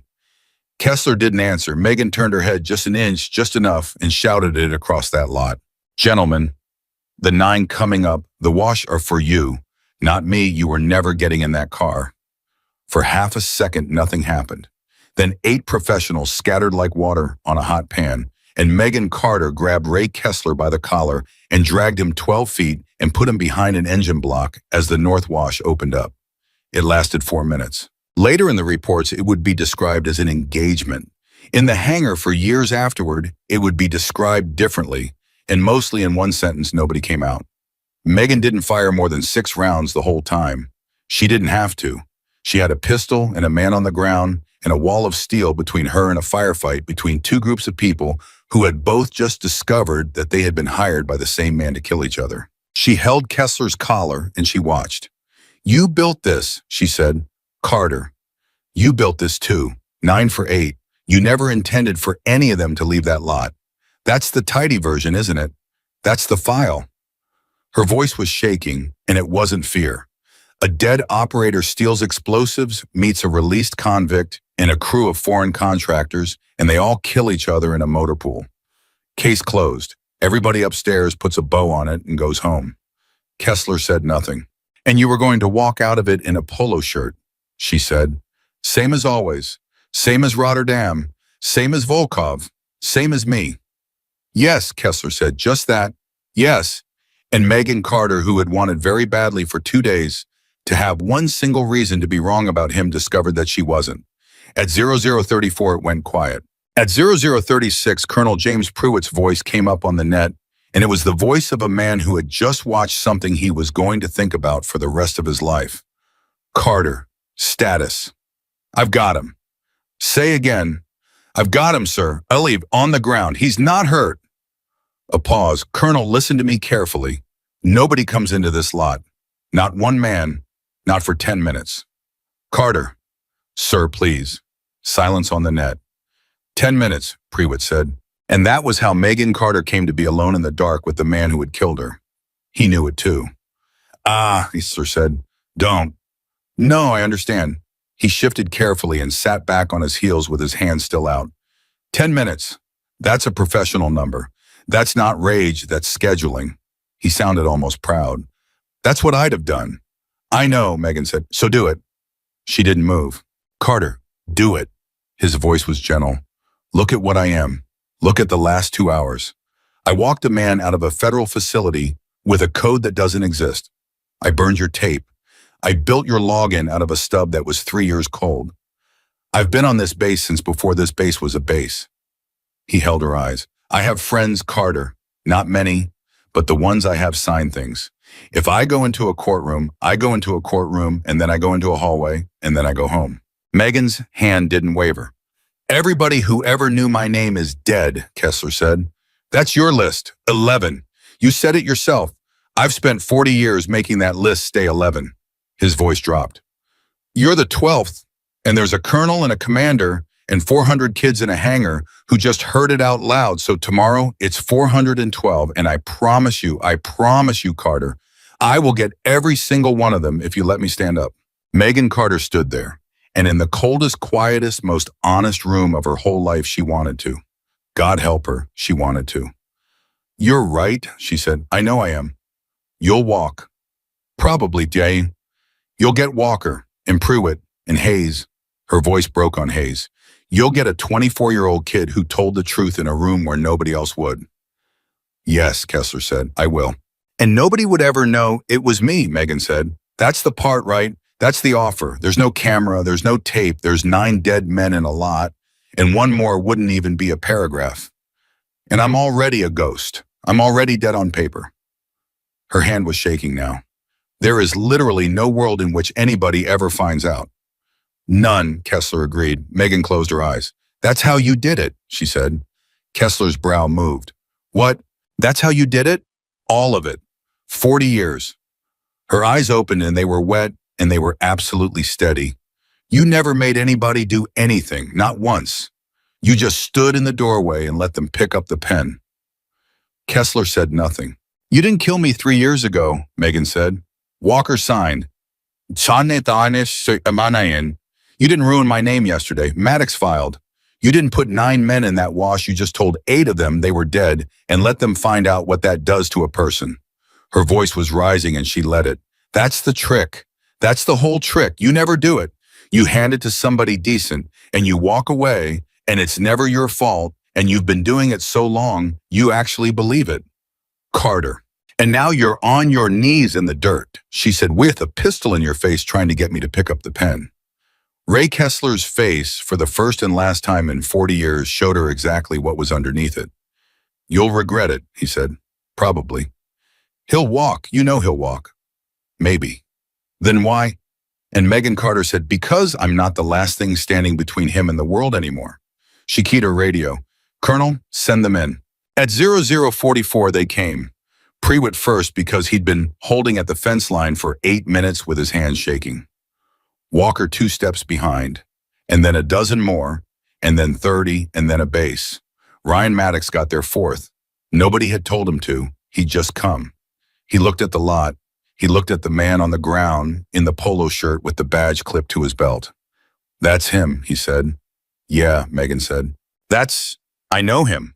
Maddox's voice had gone strange. He set up the projector in my classroom. In March. He was in my classroom, ma'am. He fixed my projector, and he asked about my knee. I know, Megan said. Maddox stared at Ray Kessler for a long moment. Then he turned to Megan. Are you gonna? He stopped. No, Megan said. Why not? And Megan Carter, standing in a motor pool at 4 minutes to 1 in the morning with a ruined hand and 11 years and 3 years and 2 days behind her, said, because there's 400 of us now, Sergeant. That's the difference. That's the whole difference.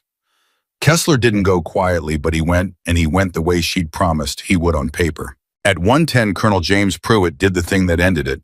He didn't call a chain. He didn't call a duty officer. He got on a phone and he called a reporter he'd known for 19 years, and he read a name into it.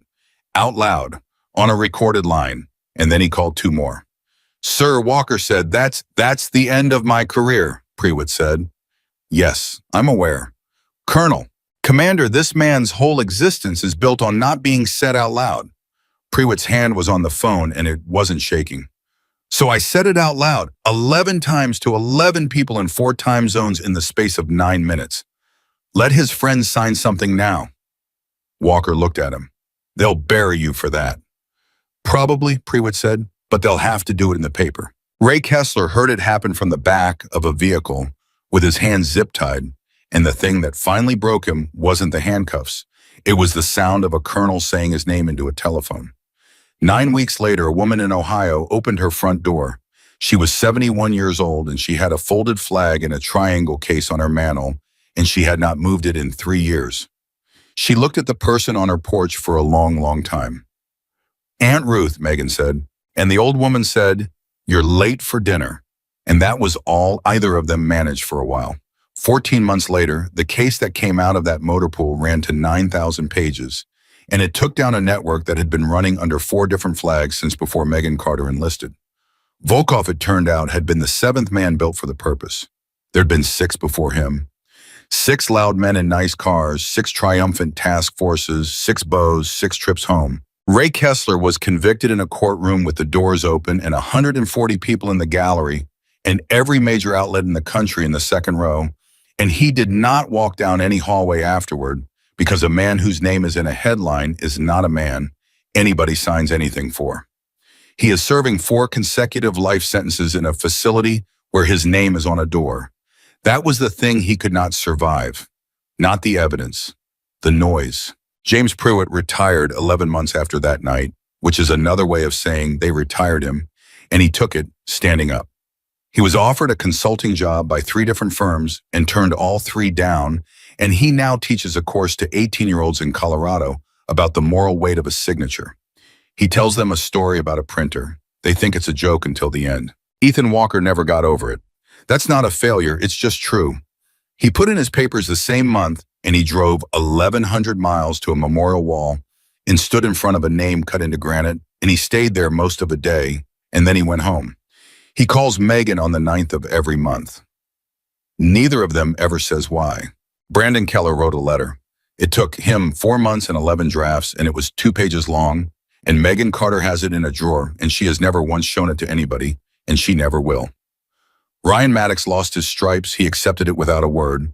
He also lost his classroom, his instructor billet, and 22 years of being the loudest man in any room he entered. He kept his knee. She'd been right about that. The surgeon found the tear in 6 minutes. He teaches now, too, at a small place, 2 small classes. And the first thing he says to every new group on the first day before anything else is this: 22 years I taught men how to fight. Took me one morning to learn what it was for. A woman I'd never met told me to walk away, and I didn't, and it cost me everything I'd built, and I'd pay it again to be standing where I'm standing. Then he tells them about the 11 seconds. Luke Hayes made sergeant in 3 years, which is fast. His wrist never fully came back. There's a cold weather ache that will be there when he's 80. He doesn't mind it. He's said more than once to people who've asked that it's the only souvenir he has from the 2 days he found out what he was made of. He asked her once, on the last day before she left, standing in the same doorway where he'd stood at 4 a.m. with a canteen he'd never gotten to give her. "Ma'am, it's been a month." Megan looked at him. "You said ask you in a month," Hayes said. "It's been 34 days. Who are you?" And Megan Carter thought about it for a long time. "Nobody special," she said. "That's the honest answer, Hayes. I'm not a legend, and I wasn't born like this. I got trained, and I got lucky, and I got mean, and I lost 11 years and 3 more on top of it." She shrugged. "The only thing I ever did that was worth anything you did too. 2 nights ago, in a room where everybody else lied." Hayes' throat moved. "That's not an answer," he said. "It's the only one that matters," Megan said. She did not go back to the shadows. She'd earned the right to. Walker offered it, and the offer was real, and for about 9 seconds she wanted it. 3 years had taught her that alone was safe, that alone was clean, that a woman who belongs to nobody can't be used against anybody. 3 years had taught her wrong. Because on the night it finally came for her, alone hadn't saved her. Alone had put her in an open lot at 0016 with her hands empty because she couldn't think of anything better. What saved her was a colonel who told 400 men the truth at 22:55. What saved her was a sergeant who took his own name off a lie. What saved her was a 24-year-old kid with a brace on his wrist who stood up in a hangar and told her to her face that hiding is hiding no matter how loud you say it. What saved her was that she wasn't the last one standing anymore. So she took the other thing, not a ghost, not an operator, not a name that isn't in any system, an instructor. She trains them now, the ones who are going to the places that don't have names, the ones who will spend years being nobody. And on the first morning she stands in front of them, and she doesn't tell them, them about the motor pool, and she doesn't tell them about Kessler, and she doesn't tell them what she did in 11 seconds on a Tuesday in Nevada. She tells them one thing. She tells them that the man who nearly ended her never raised his voice, never lifted a hand, never fired a weapon in his life. That he beat better people than all of them for 40 years by standing in doorways and letting decent men pick up the pen. That the most dangerous person in any room is not the loudest one, and never was and never will be. And then she tells them the rest of it. That 3 men looked at a quiet woman and decided she was nothing, and that decision cost one of them his career, one of them his sleep, and one of them everything he thought he knew about himself. That she had told them the truth out loud with witnesses and given them a door to walk through, and they had laughed. They were not evil men. That's what she wants them to understand. That's the part that matters. They were ordinary men who had never once in their lives been made to ask whether the person in front of them might be more than what they decided. She asked them to walk away. They jumped her anyway. And every single thing that happened after the tape, the law, the man in the polo shirt, the 9 in the wash, the 4 consecutive life sentences, all of it started because 3 men could not imagine that a woman standing quietly in front of them was giving them a gift. Because that's what a warning is. Not a threat, a gift. It's the last honest thing one person can hand another before the choosing is over. Megan Carter gave hers away at 7:15 on a Tuesday morning to men who didn't want it, and she has never regretted it once. Not the words, not the 11 seconds, not the 3 years, not the flag on her aunt's mantle that Ruth refuses to take down because, as she puts it, it's the only thing I've got that says you came home. She is not a ghost anymore. She is not missing. She is not a line item or a Tuesday or a name cut into granite 1,100 miles from a base in Nevada. She is the woman who told them to walk away. And when they wouldn't, she stayed standing, and she stayed honest, and she stayed exactly who she was. And that is the only reason any of them are alive to tell the story. That is her legacy, and it is enough.